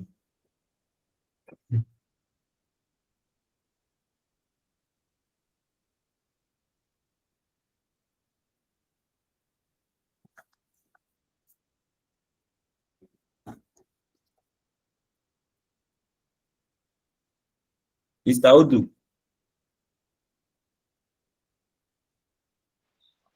Hello, sir. Hello, sir. I'm with you. Okay, hope you are following, sir. Yeah, gradually. Okay. I just click on the participant to see those that are online. No, I'm here. I'm here. So there are questions I will ask later. Okay. No problem. But this last one, you are doing a simultaneous equation. This last one. This simultaneous equation. I don't know. No, I'm telling you, let's this come one there is now. doing magic here. I've said this. You are doing like Sir, in your book, in your notebook, sir. Yeah. This formula, write it out. Asset beta is equal to what? Equity beta geared. Equity beta geared into the bracket of what? market value of equity divided by market value of equity plus market value of debt. Then beside the debt, you have 1 minus T. 1 minus T. Then you close that bracket. Then you now have plus debt beta plus debt beta.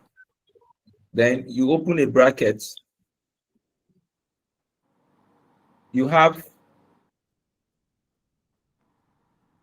debts, open bracket, 1 minus T. Anywhere you see D, there must be issue of tax related to it.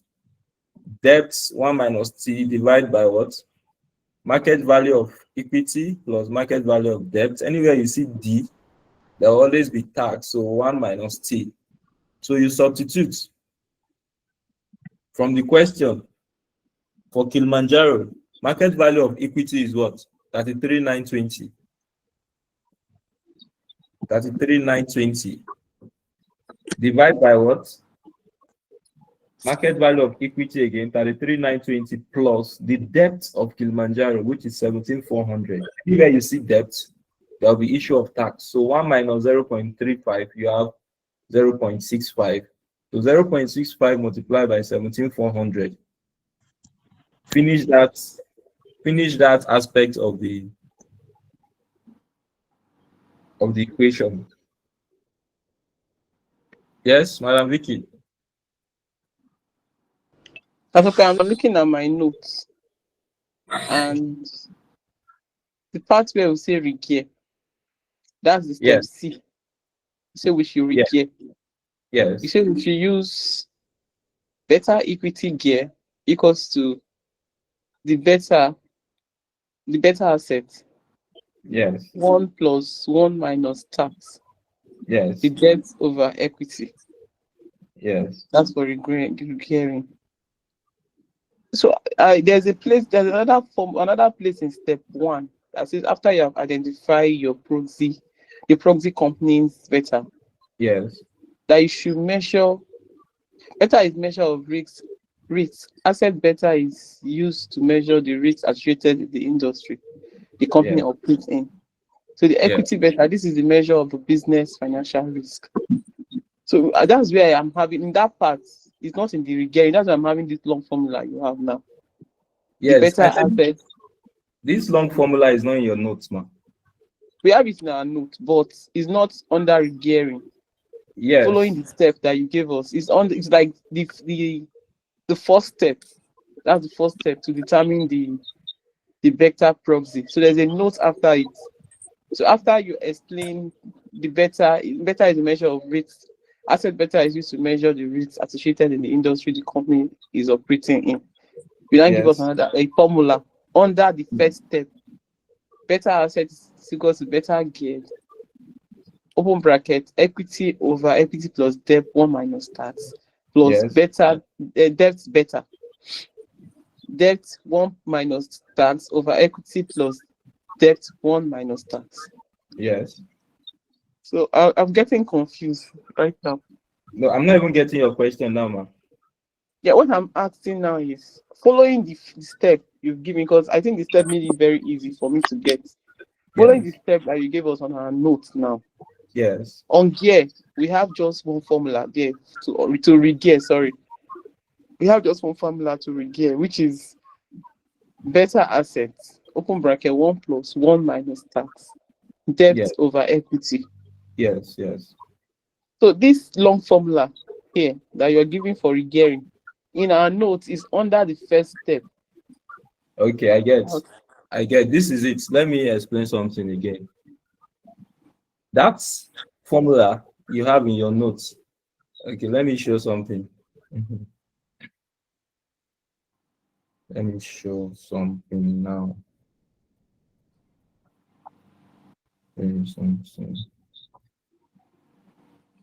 That is this formula, right? For regear, right? Can you see my screen?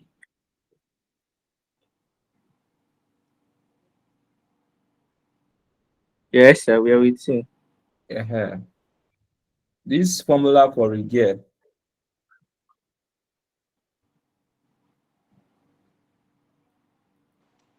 Sir, this is not the formula you gave us for regraining. No. It's for Madam, Hungarian. For Regear, right? Okay. Yes. This one.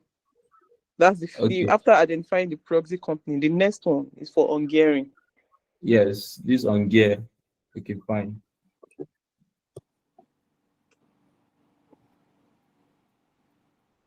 Yes. So this one now, the debt beta. Yes. When you use this formula, what did you have? Which one?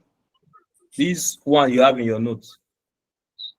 The one I have in my note do not include the debt beta. We just have beta assets. Okay, as beta assets. Yes. Can I Okay. say something, sir? Yes, yes. All right. Okay. That's okay. There's I something mean, I we want just to change the subject of formula to get equity geared. Yes, yes. You work based on storage of the formula to get equity get. Hello. Yes, I can hear you. Okay. I think there's something that I don't know. I would like to share here now. Is there's something I was thinking now is that first step in this project specific is to identify our project beta. The second step, which is ungear the beta in step 1, and that ungear we have two formulas under Yes. it. We have formula for where debt beta is given and where debt beta is not given, which we have solved using the one of when debt beta is not given. Then Mr. Togbe now solve ungeared now using the second one. The second formula he just shared with us now. Then under regear, we also have two formulas there, which is when debt beta is given and when debt beta is not given, which is this one Sorry, now. I don't have That is in my notes. So for regearing, for Ungear, I for understand you regear. have the formula I for also Ungear. don't have that. I Yes, don't for have that in my regearing. notes. For regearing, I it's don't just have that one too. formula. It's just one formula, yes. Yes. I understand that even the Ungearing, what we have in our notes, first step, identify the beta. And there are notes that follows it. And then there's another formula under that first step in our notes. Okay, fine. There's like that. Hello. I can hear you. So this is it. This is it. For the regear. For the regear that you have in your notes. The regear you have in your notes is equity beta geared, right? Yes. Equal to what? Asset beta, right? Yes. Into the bracket of 1 plus what? 1 1 minus plus 2, right? minus tax, debt Yes. over equity. Yes. Debt over equity. Fine. Debt over equity. That is the formula you have in your notes. Yes, for regearing. Okay, now. That is for when debt beta is not given now. Just allow Mr. Tope. Let me understand. So now, in the question, we have the issue of debt beta. We have debt beta, right? Yes, sir. In the question, fine. So what you will do for me, in that formula you have in your book, that is asset beta is equal to 1 plus 1 minus tax. D over E, right? Yes. So what you do, beside it, write plus. Okay. Write plus. Then you now put debt beta. Isn't it? Yes.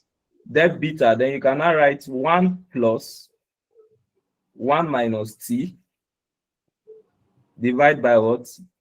DE. Do you get that? 1 minus T. Yes, just repeat that same formula you have. 1 minus T. Okay. Multiply by D, divide by E. Okay. Yeah. The difference is just the debt beta. Yes, that was the debt beta. So let me tell you something again, man. Yes, You sir. see that formula you have, Yes. you can rewrite it again in another way. Okay. I was not consistent.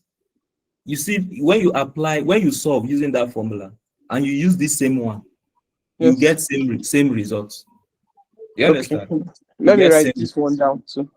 you get same results.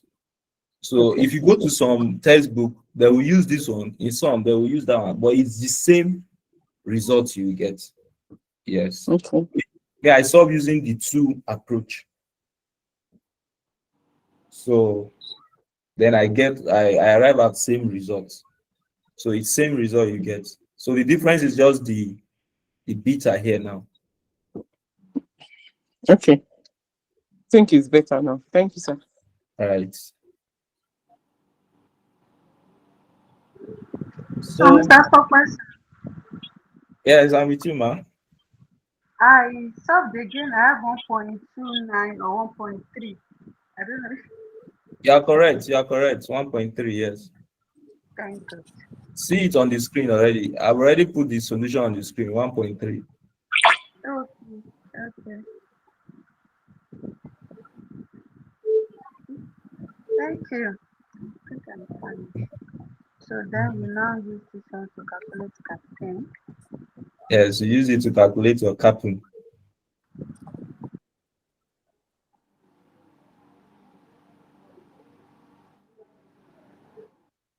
So if in case anybody is here again and you are not getting it, just speak out, please. That is the essence of why we are here. I'm not getting the 1.3. And you are punching your calculator where, man? I punch it well, though. Hey, sorry, I know how frustrating it can be when somebody is punching and is not getting it. Okay, and there is no way I can help you to punch it now. Let me see. And you follow the steps very well like this. Look at where I have issue. All right. You know, 30, 39, 33, 920, as in 17,400 times 0.65 is 11 something. Then plus the 33, 920 is 45, 230. I think Okay. that's where I'm having issue. Let's compute it together now. Let me punch my own again. So 0.65 multiplied by what? 17,400. I have 11,310. Yes, sir. So 11,310 plus 33,920. I have 45,230. Yes, sir. 45,230. So 33,920 divided by 45,230. I have 0.749, approximately 0.75. Yes, sir. So what is now the issue, man? I think you will times it now. You times it with 1.07. No, you're not timesing it. 1.07 is outside though. Asset beta. 1.07 equal to DEG. Okay. There is it. So Mr. Professor, if the asset beta is outside, then you divide everything inside by that 107, 1.07. That's what I used to do. Yeah, so it depends on The way you are writing the formula. yeah, it depends on how you write the formula, please. So for the one Madam Vicky is using, the one in her notes, asset beta is inside, so 1.07, and you're trying to get your equity beta get. So depend on.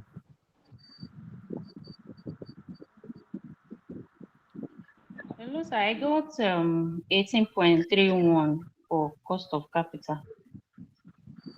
I have Yes. 18.1. Yes, you are correct. 18.31 is correct.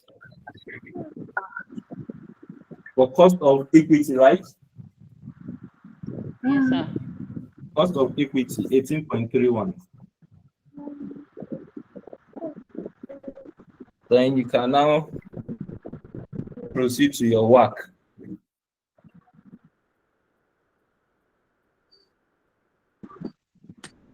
Madam Vicky. So I'm trying to get that recurring. Okay, okay. I'm not getting that 1.33. Let me see what I will get back. All right.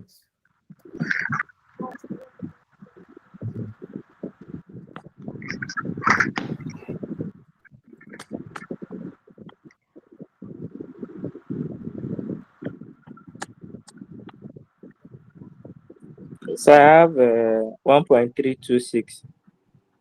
Okay.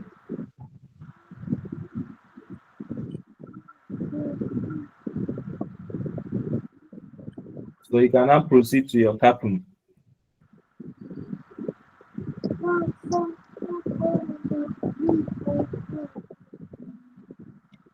Proceed to your capping.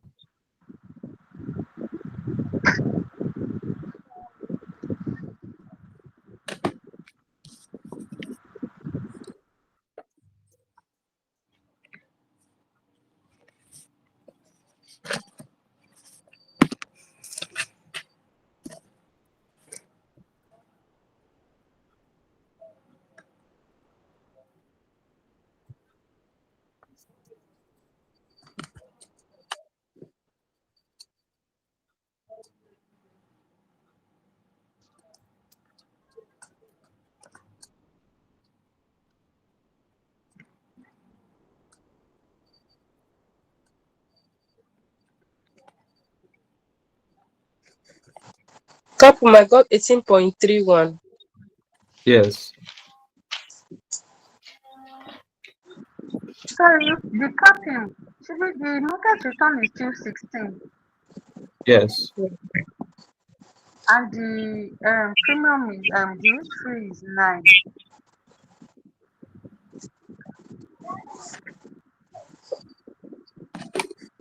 I'm having 18.1. That's 18.1.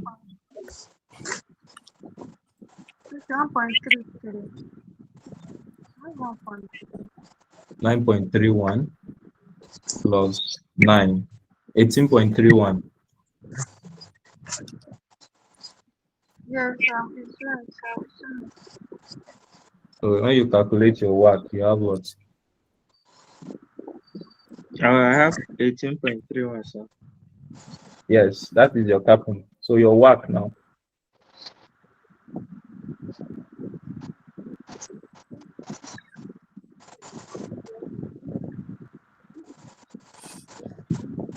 Satope. Wow. Using that formula, I'm getting 1.778. I'm not getting 1.33. 1.778. 1.778.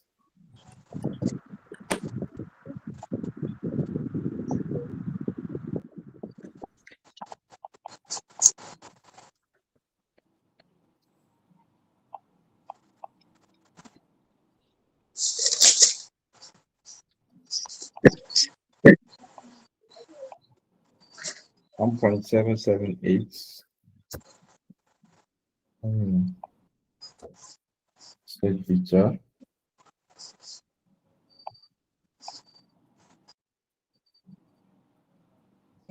Plus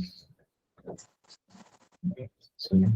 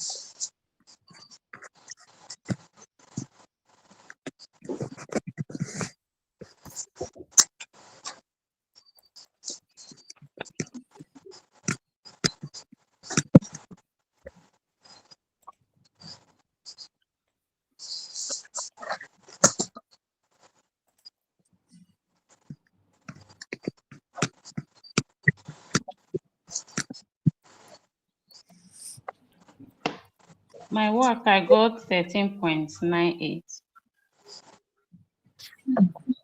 Wow, 13.98. All right, fine. So, Madam Vicky, for the first part of the formula, what is your result? 1.378. 1.378.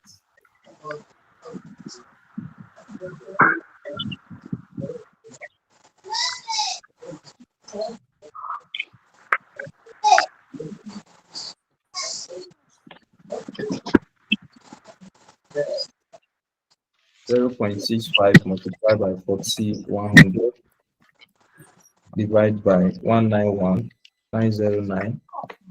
You have 0.135 plus 1.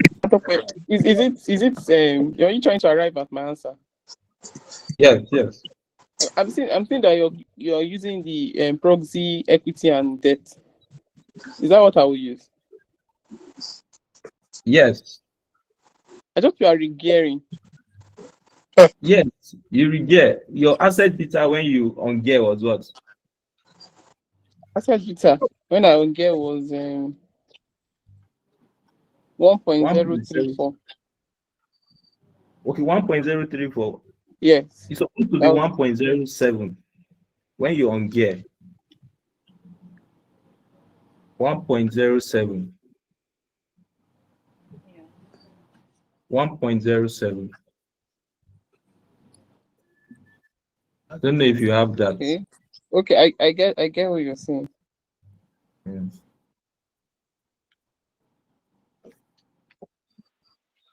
So for the WACC, what arrive at that again? 14 points.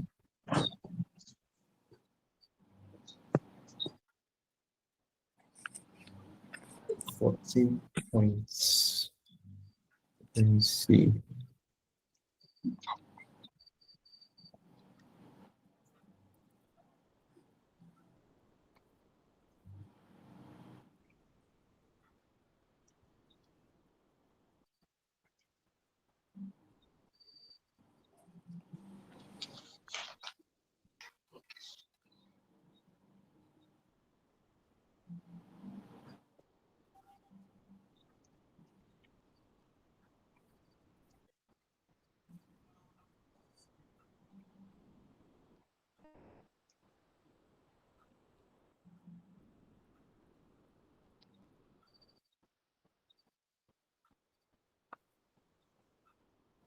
So for your WACC, it will be what?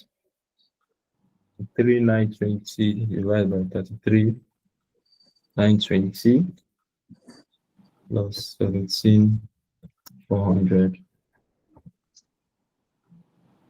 plus 9.5.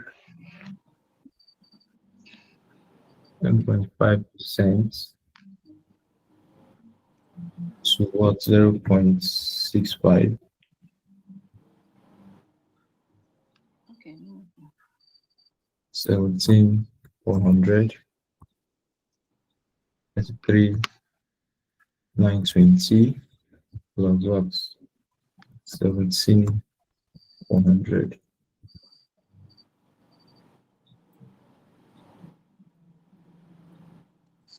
Work, I got 14.19. Sir, the Yes, cost of 14.19. debt, why are we using 9.5 here? Because they said corporate debt is often assumed to be risk-free.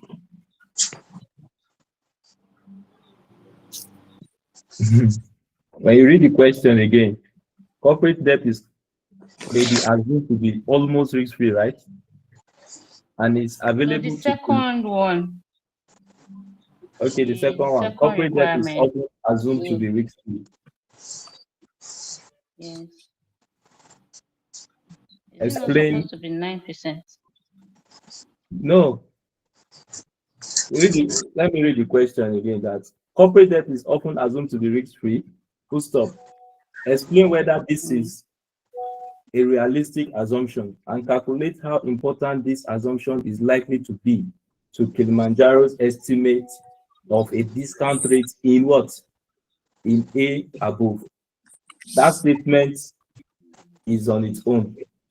So now, for this purpose, assume that Kilimanjaro and the 4 freezer companies all have a debt beta of what? Of 0.3. Of 0.3. So the debt, the issue of corporate debt is in relation to the computation we've done it. They're trying to ask us to explain is corporate debt risk-free? It's a question on its own. It's different from that. And for this purpose, assume that Kilimanjaro's and the 4 freezer. So you're supposed to answer that on your own. That is corporate debt risk-free. So it does not affect the 9.5 we are to use. It does not affect the 9.5 we are to use. So what they require of you is to explain that it is not appropriate to assume that corporate debt is risk-free. So a company operates as a legal entity and it is distinct from its shareholders. So because when a company is liquidated, all its assets are realized and its liabilities are settled. So it's a different question on its own. So that's it is 2A. Then this one we are solving now is 2B. But because it's theoretical, I decided not to talk about it, to concentrate on computation of the specific cost of capital. Yeah.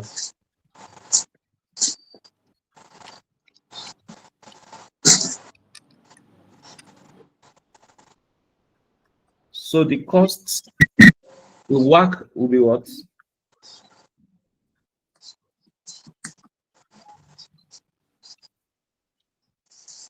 Madam Vicky, 14%. are we on the same page right now? Or I'm still not getting that 1.33 for regearing. okay. I'm getting 1.7018. 1 point. Yes, so the debt beta is 1.07. Yes, fine. Yeah, so 1 plus 1 minus t, and the debt, that's the tax is 0.35. The debt is 17.4, and the equity is 33,920. Plus the beta asset is 1.034. Am I correct? The beta assets 1.034. Yes.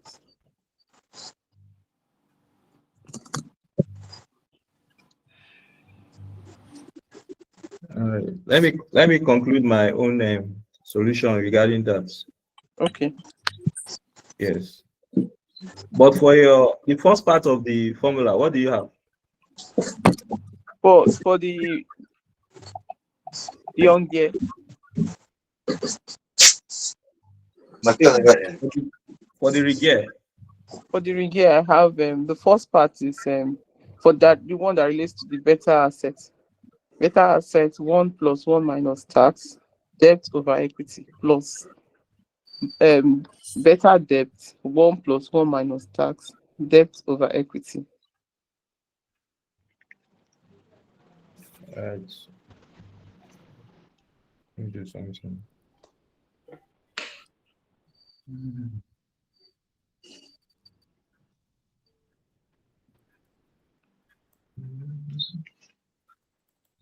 So who's getting what we have on the screen as I got it, sir. But my own formula is different for your own. But we still get the same thing.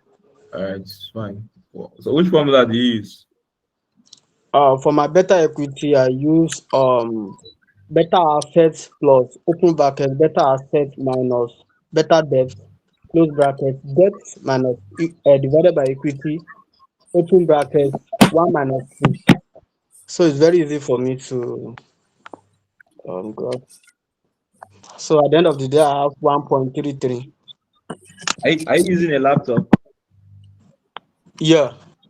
Share your screen. Type your formula and share your screen. Oh. I'm giving you serious work, right? Sorry. Just hold on.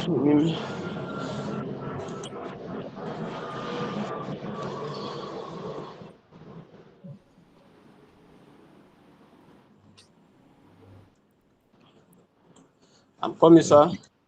0.65.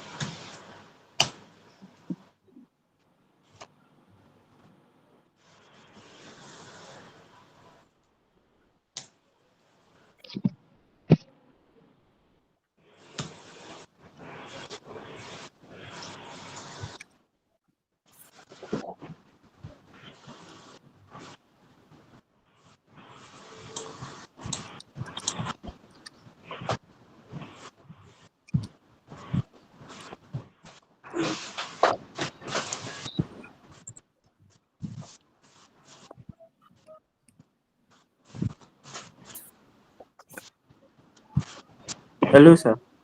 Yes, I'm with you. When I added 12.10% plus 2.09, I have 14.19%. 12.10 plus 2.09. 14.19 is true.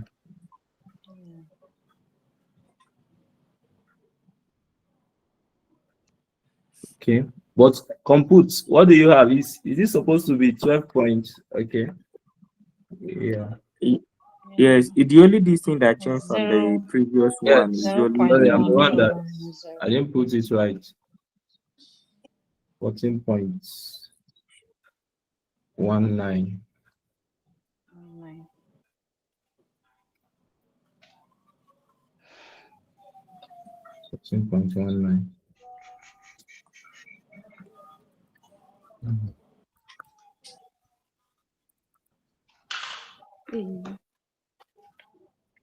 Yeah.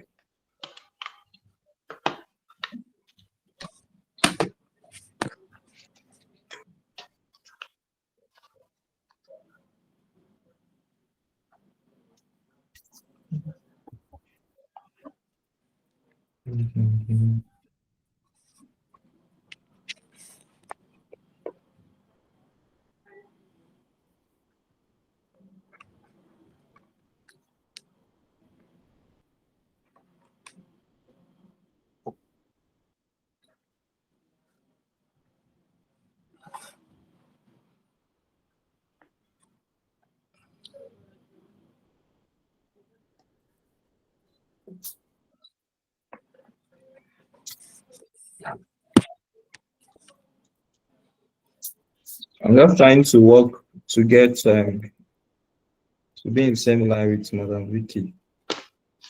Trying to do this one.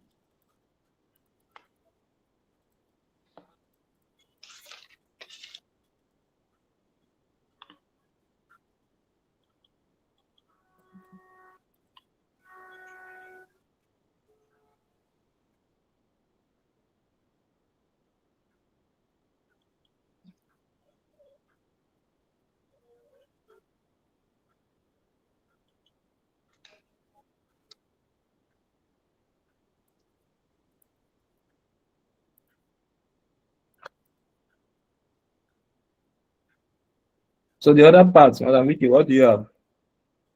4100 multiplied by 0.65. Mr. Doctor, I just stop where I am at because I'm not getting the 1.33. I get other regearing, so I didn't want to go further. No problem. Check it out. Multiplied by the debt beta 0.3. 0.340.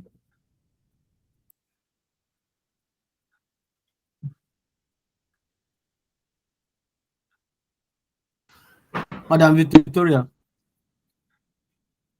Yeah. 1.215. Can you use this Which formula? one? This one is, I think this one is very Which one? simple, but I don't know how you are. Which one? The formula that I use. Which one is that? This formula that I use. Okay, just write it down. Okay. Hold on. Better equity. Wait, hold on. Okay. Okay. Go ahead. Better equity is equal to better assets plus better plus open brackets. Better assets minus better debt. Better asset minus better debt. Yeah. Then close the brackets. Okay. Have you closed the brackets? Yes, yes. Then debt, Yes. the debt over equity. What? Debt all over equity. Debt all over equity. Okay. Yeah. Open brackets 1 minus T. 1 minus T. Yeah. You can write it and snap it on the WhatsApp group likewise. Okay. I'll do that. All right. Is that all? Yes. Just input the value, the figure. You know that you got it instantly. But you Wait, have let to me follow get the it. rules. You have to follow the rules of BODMAS. Yeah. Better equity GED is equals to better assets plus Yes. better assets minus better debt. Yeah, you Close have to open the bracket. bracket. Wait. Yeah, I know. I've opened bracket from better debt. Yeah, What's yeah. better asset minus better debt? Close brackets. Debt Yeah. over equity. 1 minus tax. Yeah. Okay. All right. Thank you. So you have to use that debt all over equity to multiply that the tax rate, the tax relief that you have. Yeah. So when you got that figure, use that figure. You first deduct the better asset from better debt, then use it to multiply the figure that you got from this one before you now add this to the better assets. Okay. So just input the figure and run it. This is for regearing, right? Yes, when you have better equity. When they give us better debt, if the question Yes. give us better debt, you use this formula. But if the question did not give us the better debt, you just use We the use other what we have formula. been using. Yeah. So this is for regearing. Yes. All right. Thank you. I'll try it now. Just try it and let us know. Maybe it's All right. Thank you. welcome.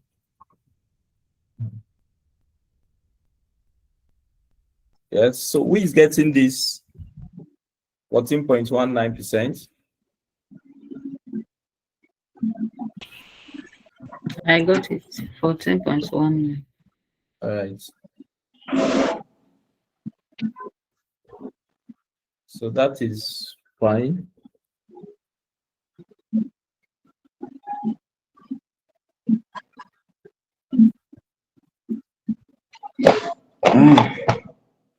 So now, from the financial management syllabus,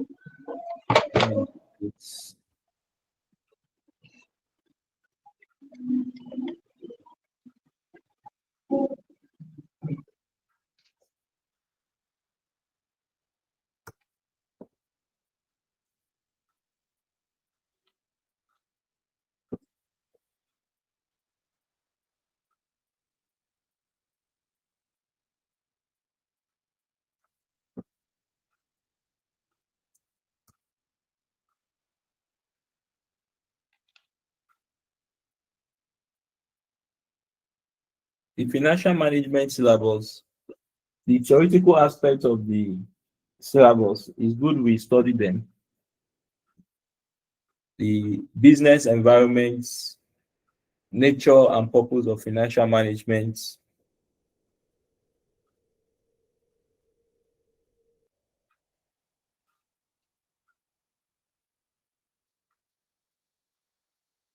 the economic environments. Mr. Tope, Yes, sir. there's one topic that a bit confusing to me. Under working capital, the trade receivable that have debt factoring and discounts. I understand that discount, but that factoring is a little bit confused to me. Okay. Do you have any question on that? There's a question I saw on that pack that I'm trying to go through is for the factoring, but I'm not really getting. I don't want to cram, so I'm just trying to get the real what they are trying to mean. But the discounting, I understand that discounting very well. Okay. So I don't know if you can have if you have a time that you can just help us to go through. Okay. What page is it? Yeah. I'm coming, sir. Just hold on. Let me.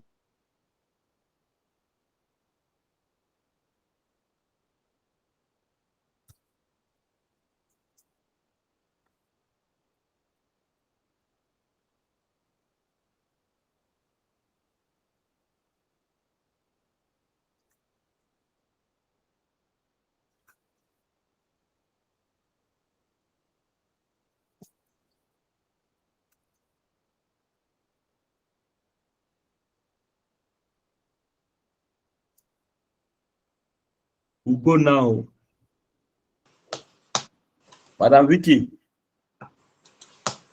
Down with you. Have you applied the formula? Get to you. That's what I'm doing, but I got 1.04. No. Maybe it's approximation issue. No, it's not one. What you get, you get one. You will get 1.326. Then you approximate it. That's 1.3. Okay, let me ask you, Mr. Emmanuel. So Yeah. the beta you use is 1.034, right? The beta No, asset. 1.07. Maybe that's why you are not getting it. The what about the beta? The debt beta. What did you use? 0.3. Yes. Please, can I ask this RIGIE formula, equity beta equals to asset beta. Is it asset beta plus or just asset beta into asset beta minus debt beta?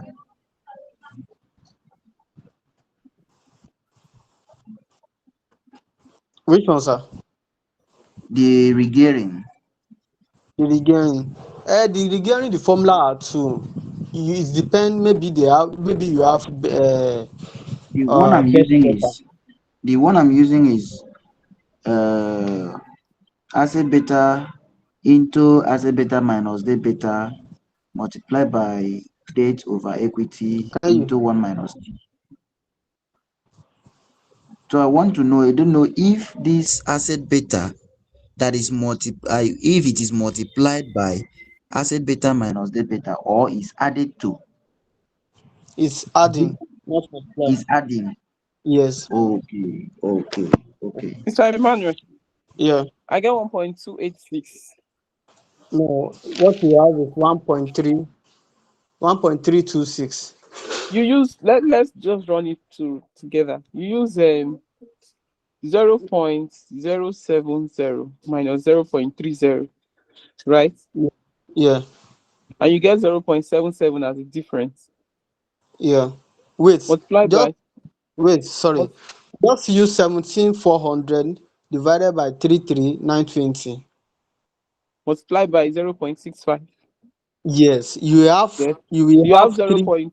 Wait now. You have 0.333. Yes, yes. That was what you used to multiply the difference between the better asset and the better debt, which is Yeah, 0.77, right? yeah, And yeah, you get 0.256, yeah, right? Plus yeah. 1.03. No, 1.07.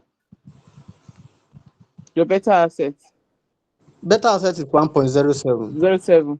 Yeah. Yeah, Sorry, is it 1.07 or 1.04? 1.07. The new one. Wait. Oh, okay. Yes, you are correct. No, thank you. 1.07.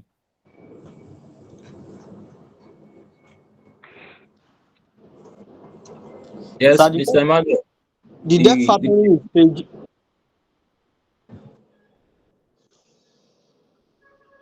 Page what? page 94. Thank you. Welcome. Page 94. Yes, sir. There is summary on factor without recourse basis. Yes, yes. The factor will be responsible for the bad debt since it is a without recourse factoring. Yes. Savings in annual interest costs, savings in bad debt, annual savings in administration costs, total savings, annual cost of factor services, net increase in profits using factoring is viable as it gives a net savings of 170.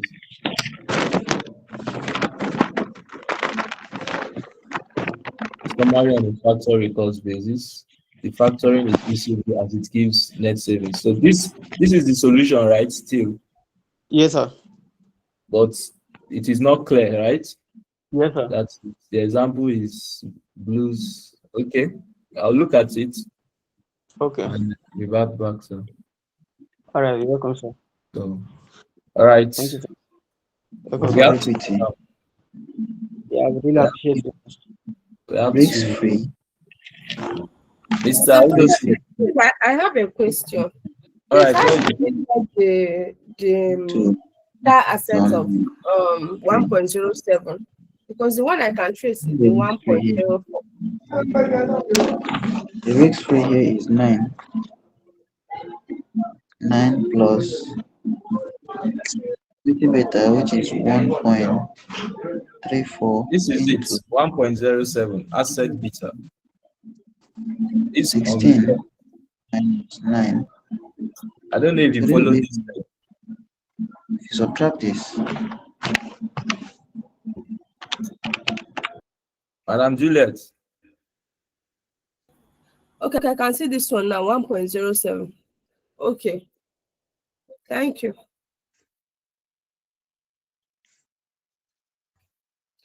All right. We have to go now. Communicate to ourselves and then we'll meet again in the platform.